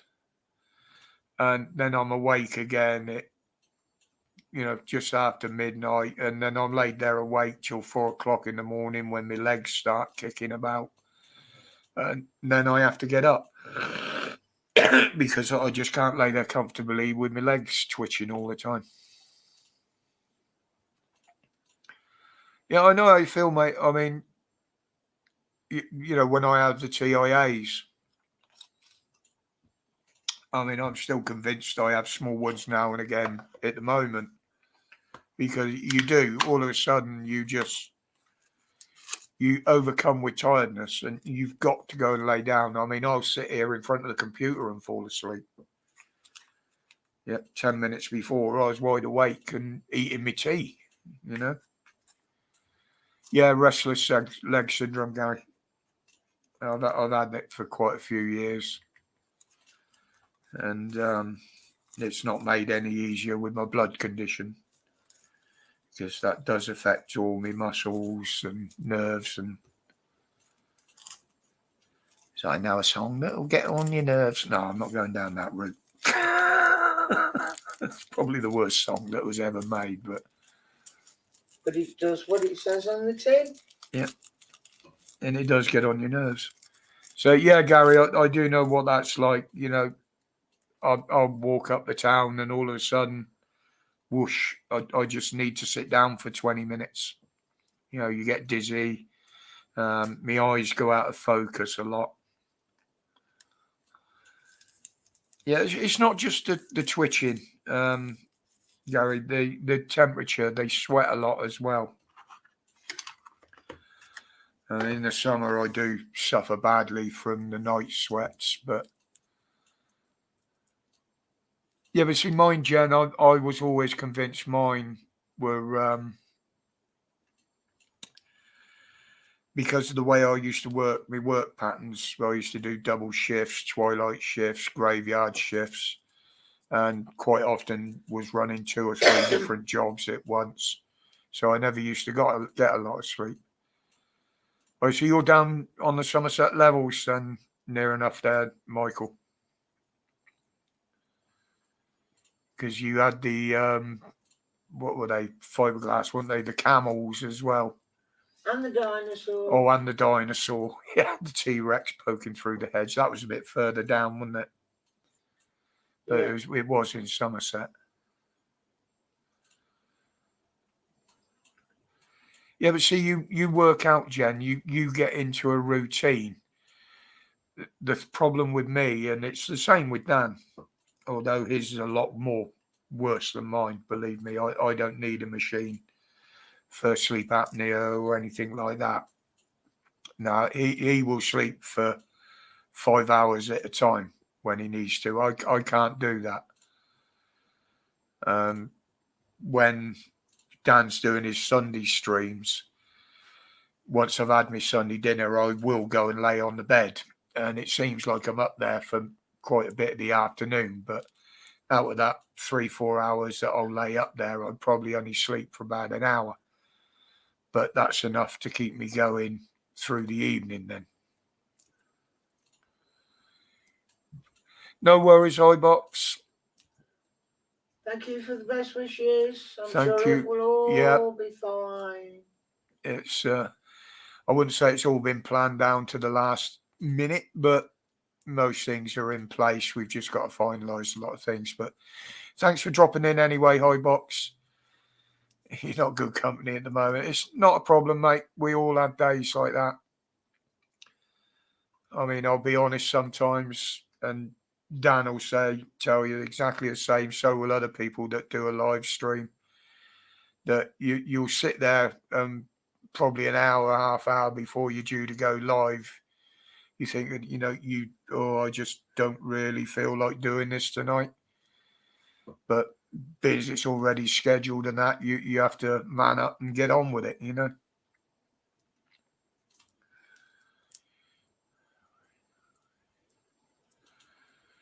What's that either?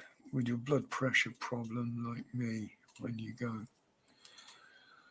It's cold or raining. Yeah, that comes with age as well, Ivor. But I do feel the cold a lot more. I mean, the temperature's only got to drop slightly, even indoors, and I'll feel it. The first to go are the extremities, obviously, fingers and toes. Once I start in them, it's not long after that I'll start physically shivering. Yeah, I thought it was, Michael. I know I lived at Shirehampton. I bought a house there, and I lived in Bristol for years. And I used to fish some of the carp lakes, the artificial carp lakes that have been created on the levels. Usually the ones around Weston and Burnham, around that area, because they're easy reach of Bristol. Obviously a bit of coarse fishing on the cut there as well. Okay, then you've got something wrong there, Gary. I'm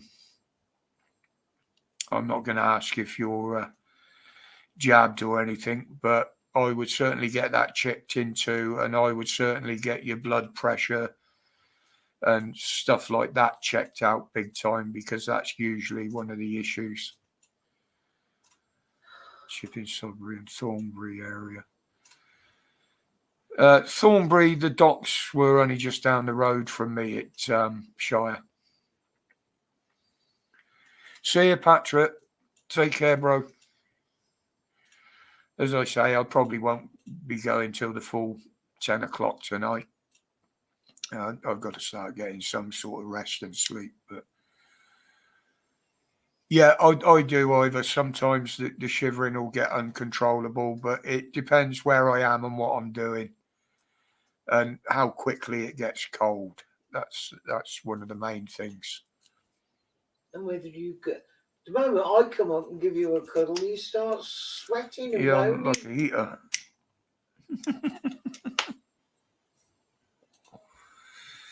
Yeah, I don't drink anymore, Michael. So, and I don't smoke the devil's lettuce anymore either. They were two things that used to help me sleep. But even before I gave that up a couple of months back, my sleep patterns were still getting screwed up for some reason. 4 bottles of wine to get us.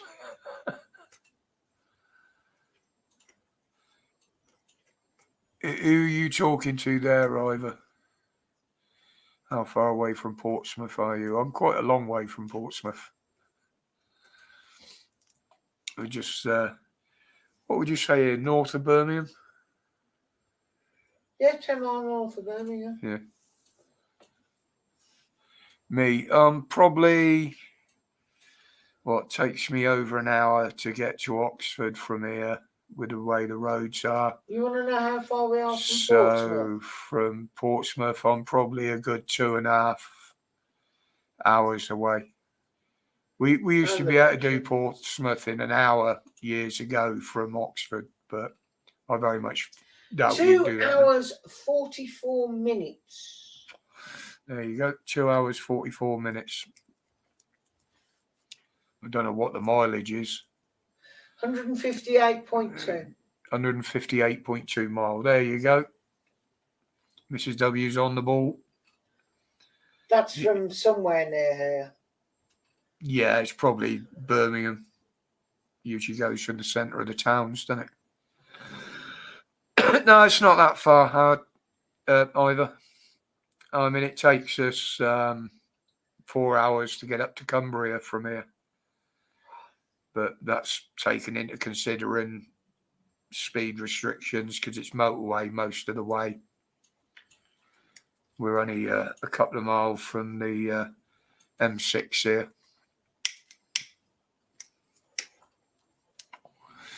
And it's nice the fact that we don't have to go near Birmingham and the nasty junctions around Birmingham to get up there and get on it. We can get on it just out here and use the link road.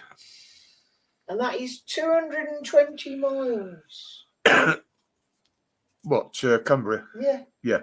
So it usually takes us about 4 hours with a couple of stops. He reckons we could do it now at 3 hours, 52 minutes. I mean, I have done a real naughty one many, many years ago on a motorbike from Oxford to Newquay in Cornwall. We did it in a little under 3 hours, but that was at about 3 o'clock in the morning with clear roads. And was that when we pulled up at the hotel for 9 o'clock in the morning? No, this was on a motorbike years ago. On the bike years ago. Oh, you wouldn't be able to do that in 3 hours in a car. Not a bloody chance.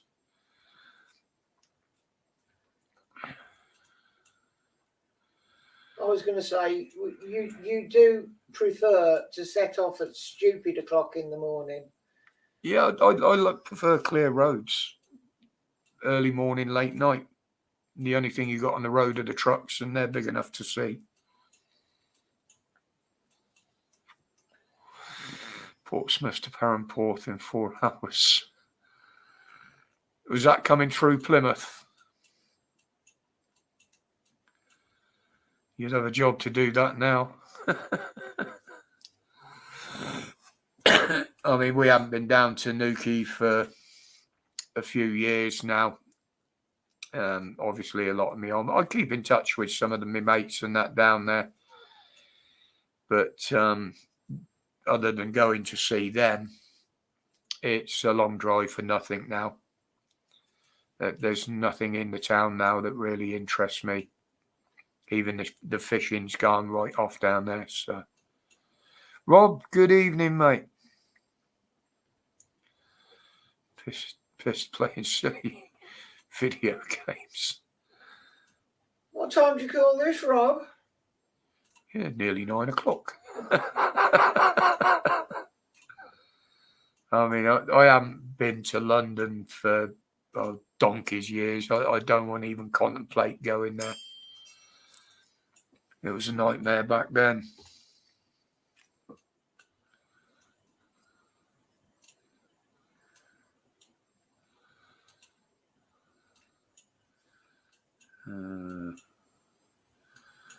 Two new messages. So somebody's been commenting on one of the videos, I expect.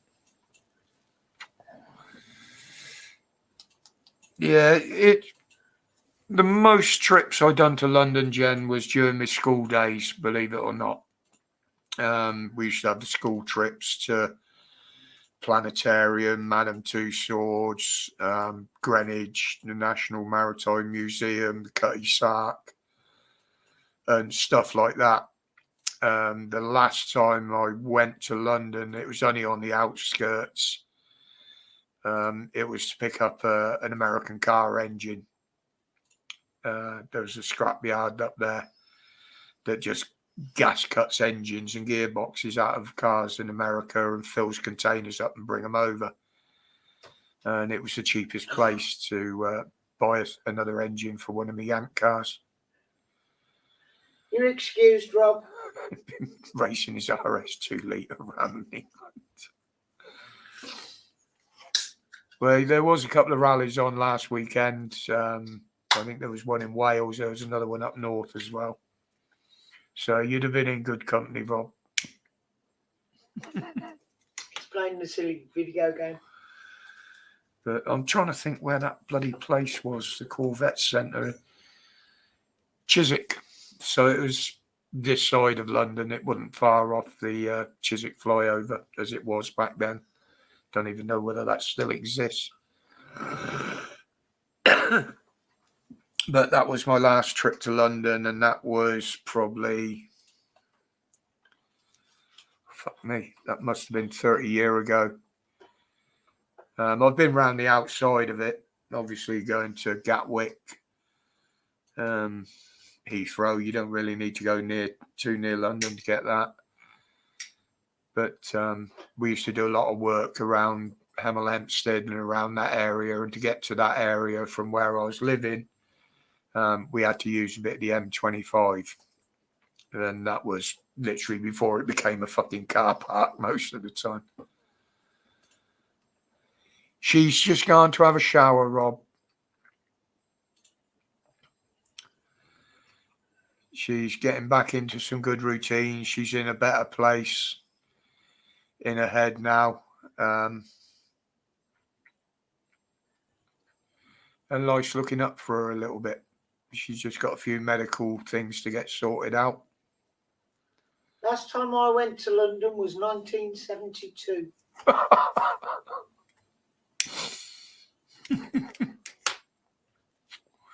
Still had the great smog on when I was going there. Went to see King Tut. Eh? We went to see King Tut, and I've just Googled it, and it was at the British Museum in London in 1972. So that would have been the last time I went to London. See, I was clever. I waited until it came to the Oxford Museum.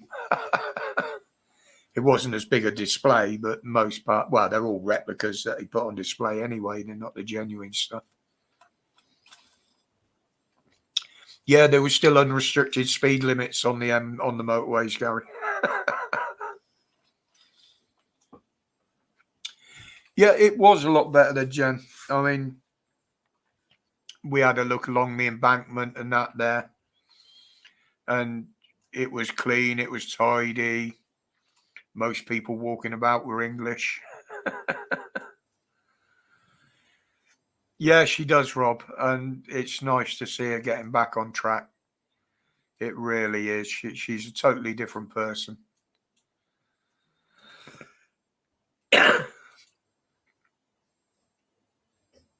But we all have ups and downs. We have to deal with them. Yeah, it is always a car park now, Paulette. And you know, they keep complaining about late deliveries and what have you, and late shipping. But it's not always the shipping. A lot of it is down to the roads. I know the lorries get a lot of hold-ups now with the checks at the ports.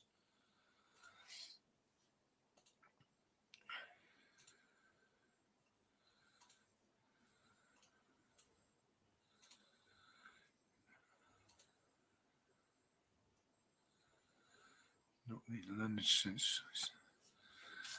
But yeah, London was always like a day trip away from us, but I never really felt any need to return, and I certainly wouldn't want to return there now.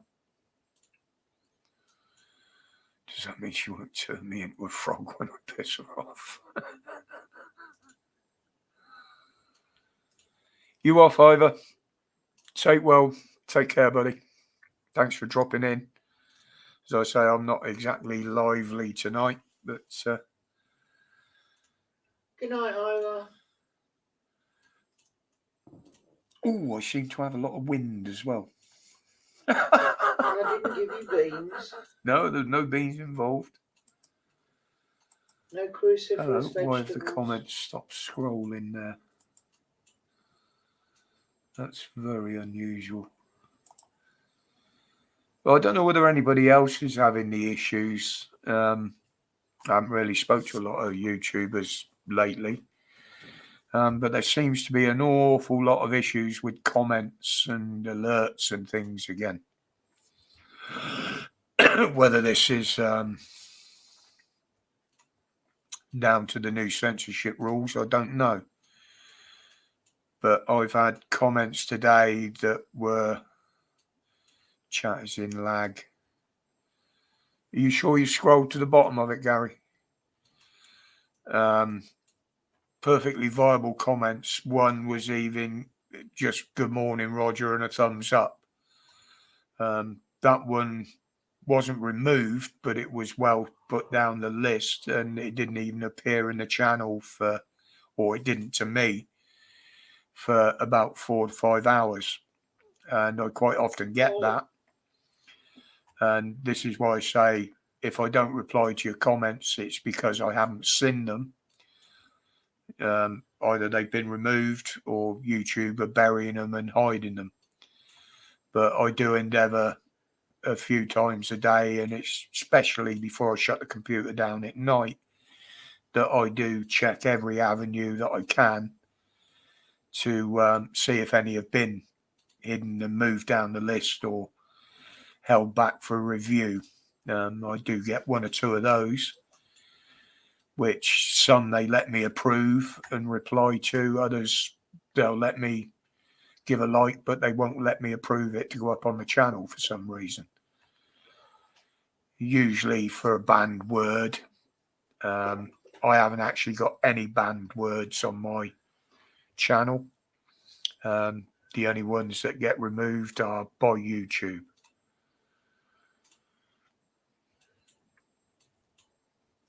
Yeah, I've had comments appear from a week or a month ago at times. I have picked up, I think it's one of my new subscribers or one of Dan's new subscribers has been commenting on some of the backlog of the videos.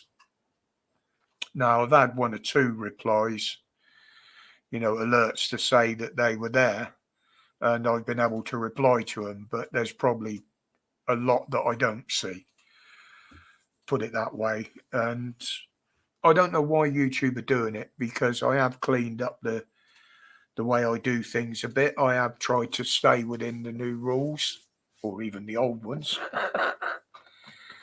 I do a lot more fact checking myself. But there again, the fact checkers on platforms like Facebook, all they are is people with a different opinion. They say, oh, this has been proved that this is not genuine information. This has been fact checked by so-and-so. The usual one is, if you post something that is a bit iffy, they'll come up with that and say, well, there's no proof that this actually happened. So I always like to put a comment in there, well, there's no proof that it has happened, but on the other hand, there's no proof that it hasn't. So, you fact checkers, you're a waste of fucking time. It goes back to the Schrodinger thing, doesn't it? It's like I said, I've got Schrodinger COVID. I've never been tested. So I've either got it or I haven't got it at the same time, because you don't know until you get tested, which I never intend to do. So I've got it and I haven't got it at the same time. Hence Schrodinger's COVID. Mrs. Blue Hair, strange personality. Yeah, the blue-haired ones are usually herbivores, Gary. In fact, the weird vegans that go around screaming and shouting about it, I referred to them once in a video as the purple-haired herbivores. or turf munchers or something like that, I called them. I'll tell you what, Gary, I don't know whether you'd actually like New Zealand with a lot of the laws they have there. It's not the place it used to be. It's apparently it got better once old Shergar had left, who was Prime Minister. She was voted out, and I haven't looked who the new one is, but I have seen some of the laws coming from there that they're putting in. I actually believe that the new government in New Zealand repealed the smoking laws. They actually brought in, Lucinda Ardern actually brought in the progressive stopping people smoking laws like they're trying to do here. And the last I heard, the new government had repealed that. Whether that's true or not, I haven't actually looked into it. The only reason I caught the bit about the Australia doing these investigations into COVID and the effects and the excess deaths now, that was a link that was passed on to me by somebody else to one of the senators saying that this is what was going to happen. But they are still forcing new laws, but they are passing new laws which enables the citizens to fight against the oppression that they were dealt.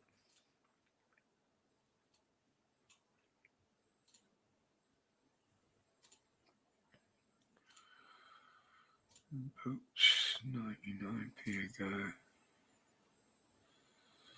Yeah, somebody said about that the other day, Loafer. I haven't had time to look into it yet with everything I've got going on, but I did hear a whisper that they were going to start charging for it. Why? I don't know, but I think it's probably because of the drop in the uptake.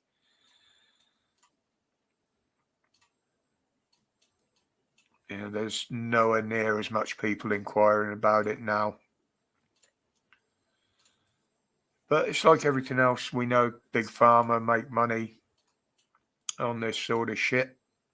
You know, a patient cured is a customer lost and all that. But this one that they were talking about now, a vaccination for cancer, in particularly lung cancer, I talked about the other day. Now, they were saying if you look into the research they're doing on this, it is actually based on a formula that was given as the intervention, shall I say. Everything they seem to do now seems to be DNA based, which I find very strange that all of a sudden. But why? Why? Did they foresee the rise in these cancers? Did they see the rise coming in the heart attacks and problems like this? They knew it was a possibility. There's paperwork out there from Big Pharma and the American government and our government, if you know where to look, that actually tells you with quite a long list of what the side effects could have been. Now, this list was initially made up during the testing stage. But as we know now, apparently what they were testing wasn't actually what they gave out. It was modified, but they were never informed of this. But there's always going to be theories around it. We can only go on the evidence that we've been shown or given. And obviously, they're not going to show every bit of evidence that's out there because it would probably incriminate a lot of people. As far as I'm concerned, the COVID inquiry that they did in this country, having watched a lot of it, that there are actually, in my opinion, people out there that should be prosecuted for what they done. Not just to us in this country, but when you look around the world a few years ago, during all this, all governments were saying the same. So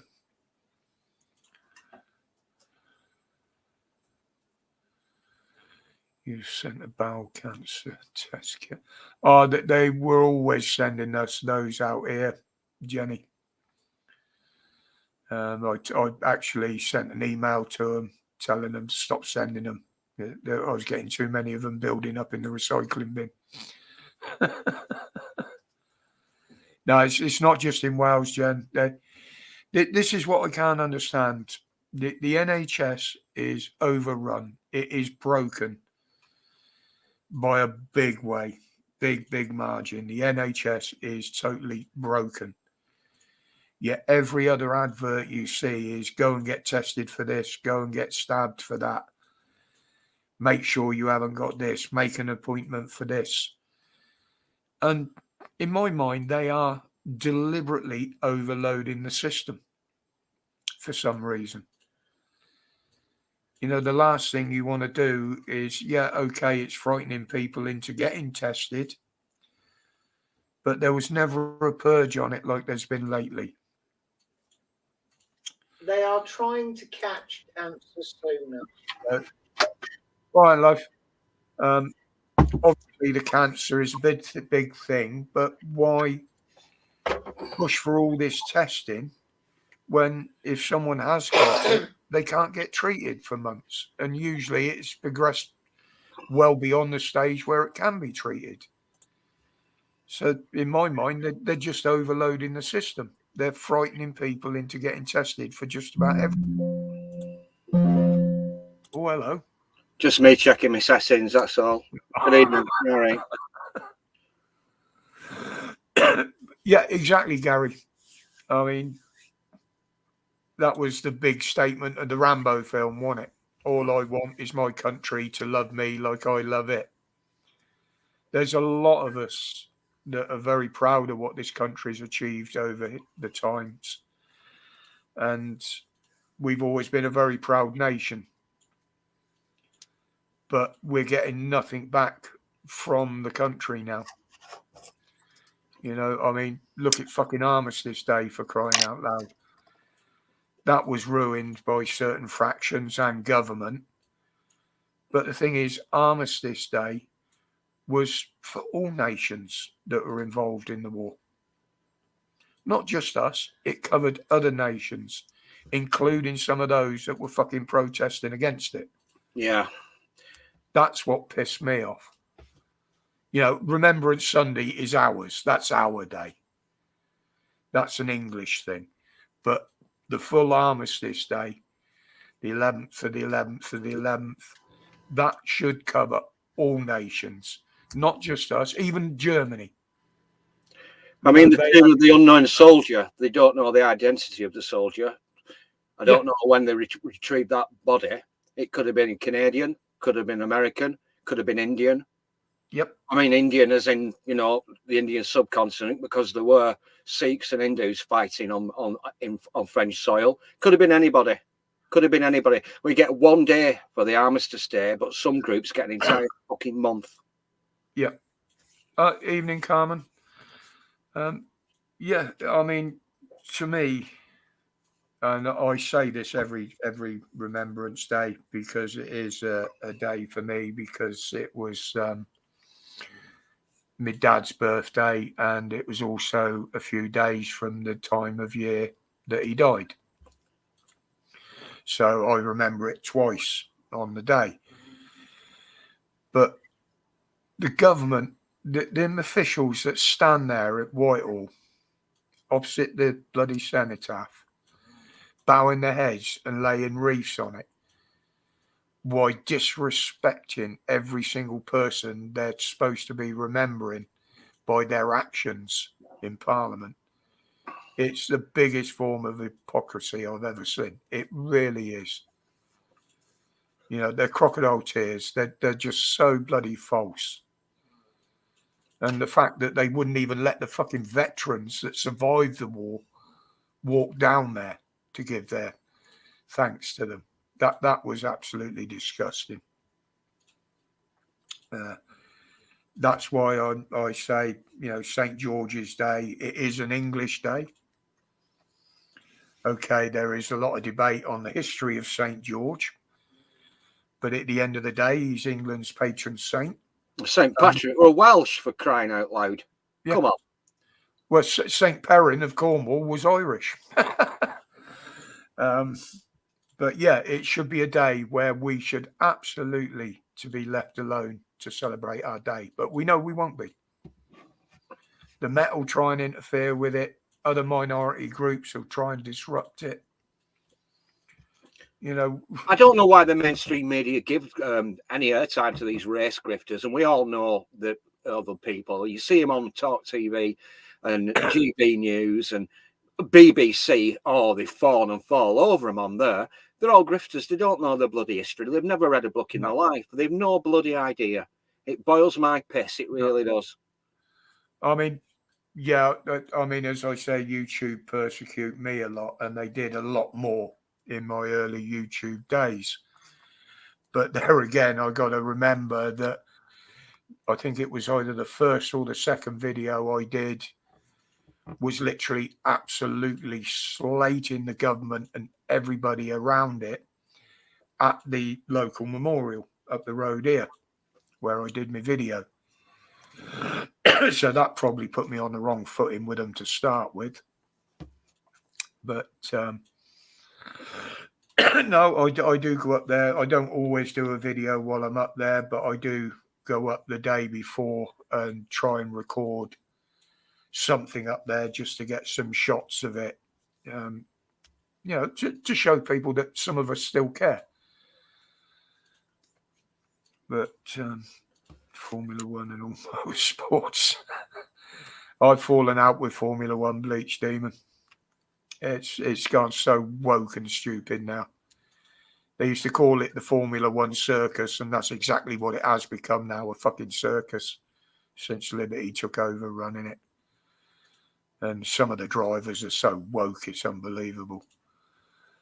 But yeah, I've said it before. It won't be long before it's illegal to be an Englishman and celebrate anything fucking English, or English woman as well, I should say there. You know, there are two real normal genders. As far as I'm concerned, I don't buy into this any pronoun shit, and I identify as. The only thing I've ever said is I identify as an idiot because I've always been one. And I can't disagree with that. And I haven't found anybody that has disagreed with me on it either. But yeah, that's the trouble, Carmen. They've had all these extra powers, and they've given themselves a lot of extra powers to do this. It's not accidental, I don't think. I think it's deliberately. No, it can't be, mate. It can't be. It's been pushed. It can't be accidental. If it was just happening in one country, you could probably get away with saying that. But the fact that this shit's happening all around the world. It only seems to be happening around the Anglosphere and the formerly developed West. So we're looking at North America and Canada. Yeah, US and Canada, Europe, Australia, New Zealand, good grief, New Zealand. But it doesn't seem to be happening in former communist countries. It doesn't seem to be happening in developing countries. It doesn't seem to be happening in the poor countries or South American countries. It's only around the formerly highly developed Western world, Europe, North America, Australasia. That seems to be about it. So why? Where the money is. Not for long. Yeah. That's exactly right, Carmen. When we fear them, that's what could you call it? That's oppression. When they fear us, that's freedom. I think you're trying to paraphrase one of the founding fathers of North America. I can't remember who it were. It weren't George Washington. I think it was Thomas Madison or Jefferson said that When the government fear the population, you have a democracy. When the population fears the government, you have tyranny. That's it, tyranny. That's the word I was looking for. Thank you, Lothar, and Carmen's put it in there as well. This is where my memory fucks up trying to remember stuff like that. One of my favourite comedians, I might have mentioned him before. I'm not going to name drop. Let's see if anybody in the chat can figure this out. He said, when totalitarianism or fascism returns, it won't be wearing jack boots and brown shirts. It'll be wearing a pair of Nikes and a Mr. Smiley tee. So they bring in this new totalitarianism under the guise of being kind and caring. You just have to look at Horseface in New Zealand or that prick in Canada. And even Boris Johnson went on and says, oh, we have to develop, we have a new start, which is more gender inclusive. Oh, well, please don't get me started. You know where old Shergar through New Zealand is now, don't you? Yeah, she's probably got promoted to a job like the former MP for Sheffield that lost his seat in Hillsborough, Clegg. She's actually an advisor for our government. Yeah, you know, when Nick Clegg lost his Allenshire seat on the other side of the city, he was promoted. He lost his job in Parliament and he went working for Google, I think, or Facebook as a Truth and Reconciliation Commissioner. So basically, he got promoted. He failed in Parliament. He got a better job in California, selecting what information he wanted to see on Facebook. Fact check it, folks. It's true. Yeah, I mean, I really, really can't figure out where all this is going to end up. We know the net zero shit's going to be out the window. Nobody's ever going to achieve that. Not while there's still humans on the planet. Well, India and China are building a coal-powered fire station, electrical generating station, at the rate of Germany are building new ones. They're having to rebuild. Yeah. What was it? Orange Man said, "You're shutting down your nuclear plants. You're gonna regret that." And he said that 6-7 years ago. He did an address at the EU, and there were loads of German representatives in the EU Parliament. And when Trump said that, you're going to energy independence, you're going to regret it. I've heard rumours now that there are actually people going out into the forest and cutting down bloody wood. Germany is knackered. Everybody shut down, or a lot of countries shut down their coal-fired power stations, but they mothballed them. Our lot, one step further, blow the fuckers up so they can't be brought back online when we need Where do you think Australia's exporting all its coal to? Yeah. Same with Russia. It's exporting it to China and India. They're still dealing with them with it. Now, we're buying still power from the EU, which is being produced by coal-fired power stations. So how is that helping the eco-agenda shit? Isn't 10% of our electricity imported from France, which is generated by nuclear power? I think France invested a hell of a lot of money in nuclear power stations. A lot of money. But unfortunately, you've got to figure out where France gets its uranium from. Most of French uranium for actually firing the reactors comes from the Horn of West Africa. Now, have a look at what's going on in West Africa at the moment with the Chinese Belt and Road Initiative. Well, you think about what they've been saying this week about Chinese interference. Chinese have got their ways into everything in this country, businesses, etc. You look who's putting the most financing into our nuclear industry. Well, we said that our next generation of nuclear power stations, we don't even have the engineers capable of building them, so we're going to have to outsource it to China. And if you actually go wandering around the city centre of a weekend, you'll see an awful lot of Chinese people and the students. The Chinese send the students over here because our education system in the STEM fields, science, technology, engineering and medicine, are still world renowned. And all it does is basically pump up the prices for get a university degree. The Chinese pay an awful lot more than what our students do, an awful lot more. But what they do is they take those skills that we give them, they take them back to China and they implement those skills to compete with North America and the formerly Western developed world, Europe, North America, Canada, Australia, New Zealand. So we're basically signing our own death warrants. But you see everything declining. I'm 56-year-old, and I've seen everything little by little, bit by. Sorry to put up too much of a doomer on it. Everything, little by little, bit by bit, is being pecked away and sold off to the highest bidder. But apparently, it's cheaper for the privately owned water. And I'm a plumber. I mentioned that before.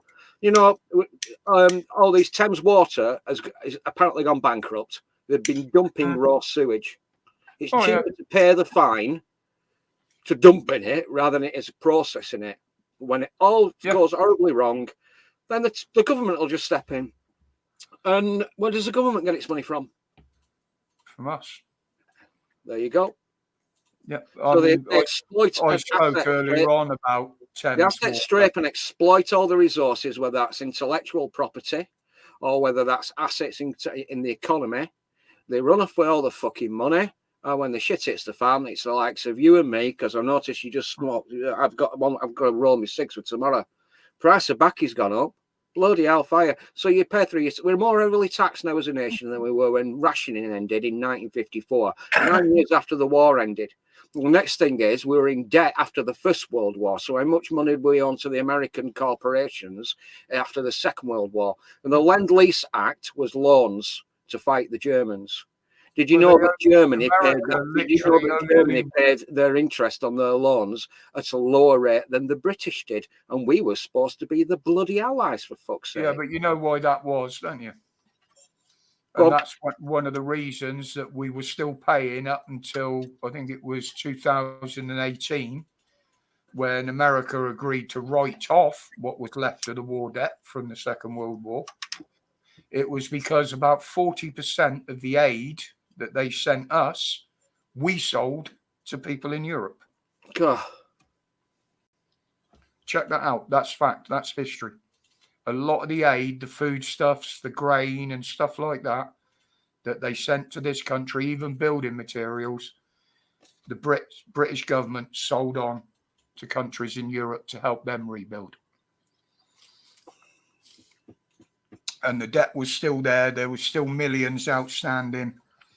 But the American government, out of a goodwill gesture, apparently, decided they were going to cancel the rest of the debt. So that actually ended in, I think it was 2018, when that was finally settled. That's how long that went on. And I have to admit, there's someone that's even more miserable and bigger doomer than me. Have you ever come across this fella? You'll see him as a pundit. God, he's miserable. Peter Hitchens. Yeah. He said that basically we should never have been involved in the First World War. It was an internecine battle between three disparate powers.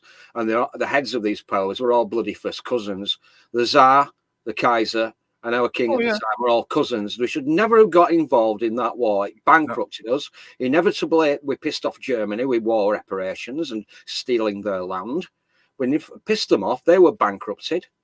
So basically, along came Hitler, mustache man. Sorry, you can't say. Sorry, YouTube. I can't say that word. Mustache man, and apparently, we got even more debt. And now there's rumours about whatever Putler's getting up to. Don't get me started on him. Carmen there, the comment that she put up there. Rationing only finished. I think it was either 5 or 6 years before I was born. Yeah, I think it was 54. Yeah, mid-50s. 54, 55 was when rationing ended. And certain things still carried on for a little while after that. I was going to say, even if it wasn't official, it was actually difficult to get things. So you may not have had a ration book, but you couldn't get it anyway. But the stuff wasn't there. The supply wasn't there. Yeah, exactly. And I think that's the way they'll go again. I think, with the dystopian society that they seem to be aiming for. As I said earlier, you will eat what they tell you to eat. You will drink what they tell you to drink. You will work at the job they tell you to work, and you will live where they tell you to live. And if you don't comply, you're out on your ear. Corned beef was the best outcome. Yeah. What I hear my tinfoil hatted theory on when it's all started to get accelerated and the madness. became accelerated. It was 2008 with the banking crisis. Yeah, but this started years ago with what they're trying to do now. That I always call it the mad crime boss syndrome or something like that. I think I called it last time. The super villain that wants to take over the world. We see it in sci-fi movies. We see it in these superhero movies and what have you. And people don't realise that is exactly what is happening now. Only the supervillains are the ones already in power. They just want more power. They want more control. It's, as I say, I can't see where it ends. We're that far down the road now that they're not going to be able to backtrack because society just won't handle it. But it's certainly going to be interesting in the next few years. Well, let's face it, they're not going to give it back once they've got it, are No, they? that's what I said. The cost of living is still going up. Fuel's still going up. Petrol's still going up. A lot of food prices are still going up. Yet they're telling us it's coming down. You don't have to tell me. But it's not in the real world. People are paying more and more. And once they've got you used to paying that, even though you're struggling like a bastard to survive, they're not going to drop the prices to make it. Well, that's why I said about 2008. It's a bit of a black pill. But when the Lehman Brothers went bankrupt, they were allowed to fail, and it happened over a weekend between Friday night and the stock exchanges all the way around the world, opening them up on Monday morning. Some big knobs got around the table and decided, right, we can't. They're too big to fail. They created trillions of dollars overnight in basically made up money, and they gave it back in the form of, we call it quantitative easing. They gave it back to the same villains that had caused the problem in the first place and said, naughty, naughty, now don't do it again. Now, at 2008, if you remember the Occupy Wall Street thing, there were people from all over the political spectrum, the ordinary working class, low middle class folk in America, saying this isn't right. We're being hurt by the irresponsible actions of the worldwide financial elites. This isn't right. Now, they said that Occupy, they did all the usual slurs way back in 2008. Oh, they're all far right. Oh, hang on, wait a minute. There's somebody over there waving a star and sickle. Oh, hang on, wait. And basically, this is where all this silly identity politics started from, 2008. If you actually create money out of thin air, but it stayed in the banking system, it's called M1 money. And it doesn't actually percolate through to the people who use money on a daily basis. So when you actually eat out to help out, and your wife comes back and says, oh, we've just got a bargain bucket half price down at KFC. I said, yeah, it's all right. You probably paid half price for it today, but 2 or 3 years down the line, then it's going to kick in. It's called inflation.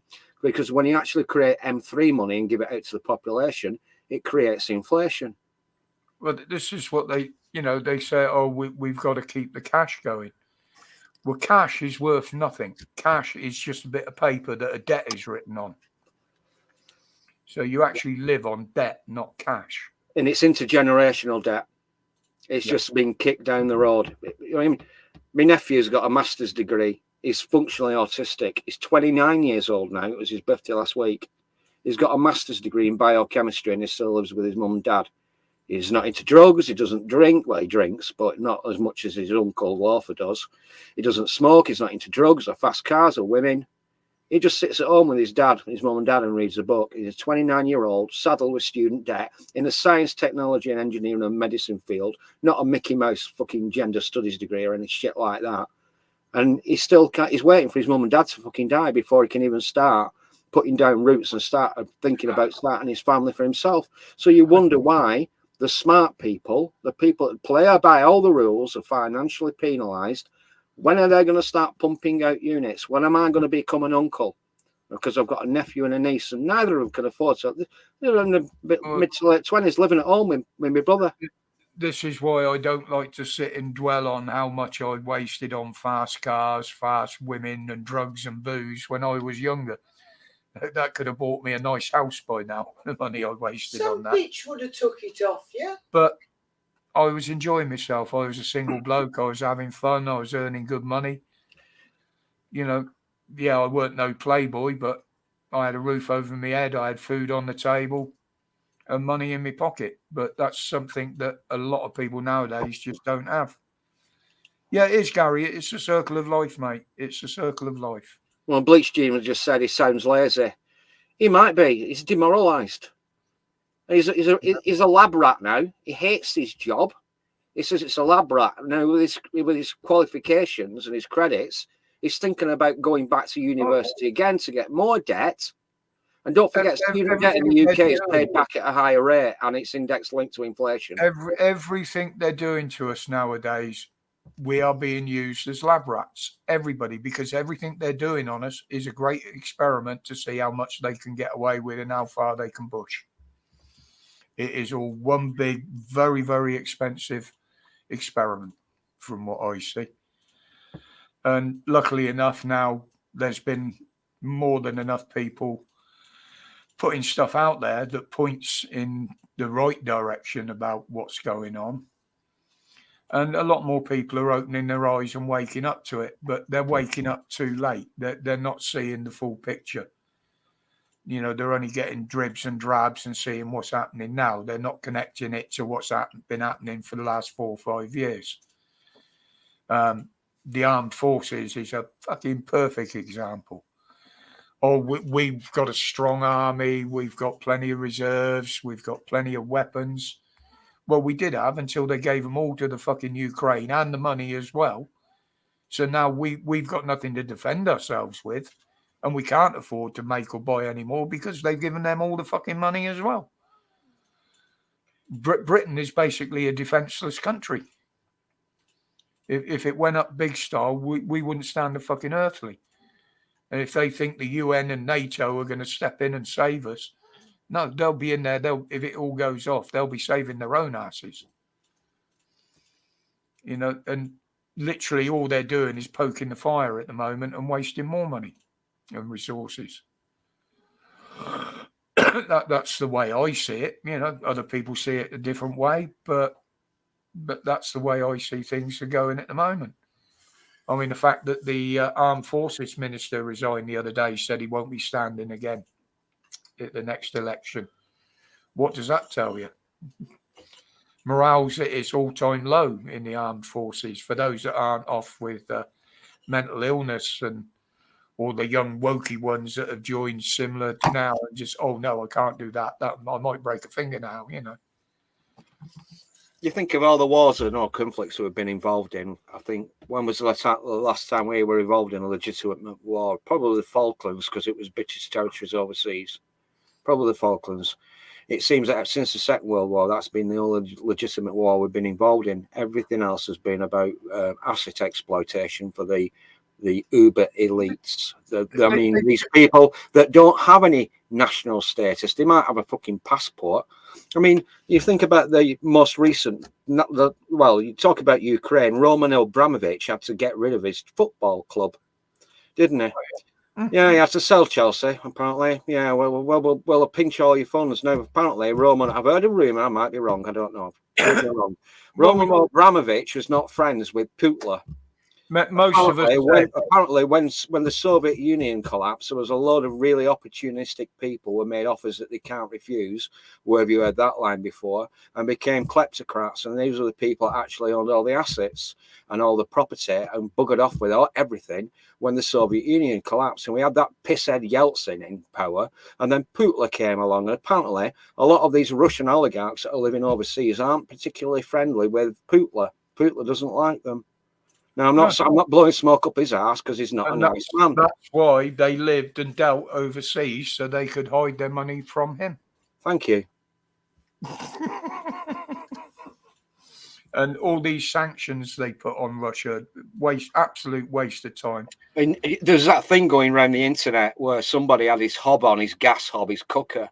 Somebody in Moscow, 24 hours a day. It was a bit like the Liz Truss cabbage or lettuce decaying. You remember that? How long will Liz Truss be a PM? Let's just see whether this lettuce rots quicker. There was somebody in Russia who had his gas hob on 24 hours a day and basically was saying, do you think that Western sanctions are actually hitting the working class in Russia? Think again. Well, that was one of the reasons they kept the gas outlet burning on the coast, wasn't it? So they could say, oh, look, we've got plenty of gas. We can waste it. We don't give a shit. You ain't getting it. Secretary of Acad Callum, he's got a good channel, Politico Britannia. You know, the little lad, Sargon's minion. He went and did a deep dive, and he went over to Russia to see how things are going on after everything kicked off. And he said, basically, all the corporations, out of a virtue signal, pulled out of Russia. But all Russia did was they took over the same premises. They just rebranded everything. They were knocking out the same burgers, and apparently you can get a burger cheaper in Moscow than you can in New York. It tastes exactly the same as McDonald's, but they don't have to kick back 10% to a global corporation. So basically, you look at matey that, I'm not blowing smoke up Putin's ass, by the way. You look at matey, the film crew that went over to interview Putin and a few other people. Now they reckon they stayed in the hotels, they were eating out, and they reckoned it was £200 a day cheaper to stay and eat out in Moscow than it was in any other city in the world. Yeah.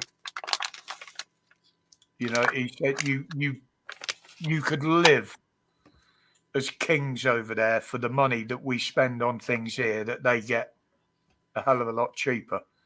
Yeah, there's a lot of things that aren't available in Russia, obviously, but yeah, they're not as helpless as they'd like people to think.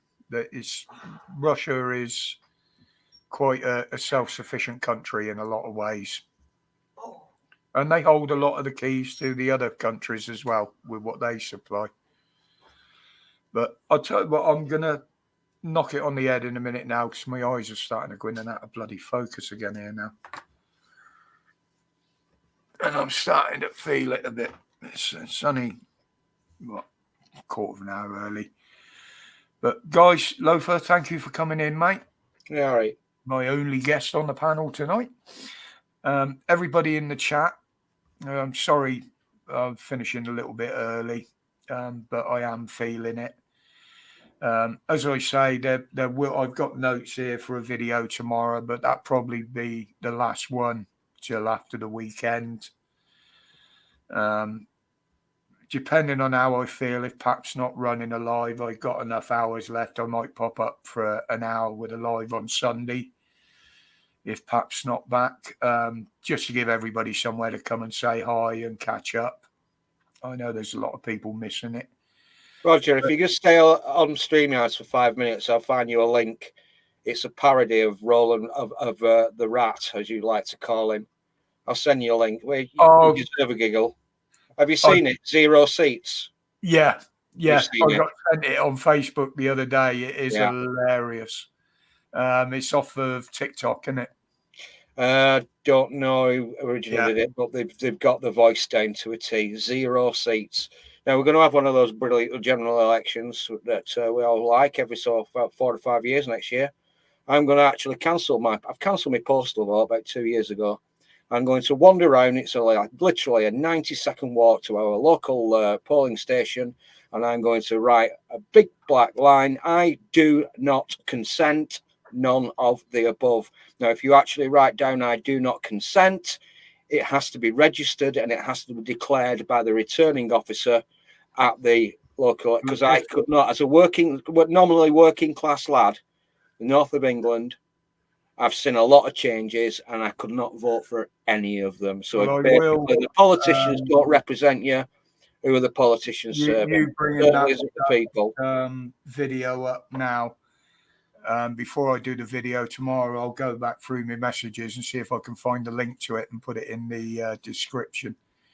But anyway, guys, all of those of you in the chat, thank you very much for dropping in tonight. I know I've not been that lively, but the fatigue has been hitting hard lately. Don't know what else to say, really. But thank you very much for supporting the channel by coming in, to the lurkers in the background there. Thank you very much for the views, for whatever reason you're in there. I know some of you are in there for the right reasons, and I know, looking at the numbers we've had tonight, there's probably one or two that are there for other reasons. This is one of the reasons I don't give them anything to use. But the Wednesday streams seem to be going well. We do get a few more in than I did on a Friday, and it gives people a bit more of a chance to actually come in and say hi. So with that, I will say thank you, everybody. Have a great Easter weekend. Wrap up warm. It's going to be cold. So it's good night from me and the lovely Mrs. W behind me there. Say good night, baby. It's good night from the nutter on the other end. And as always, stay safe, stay strong, and stay free. Respects, people. Take care.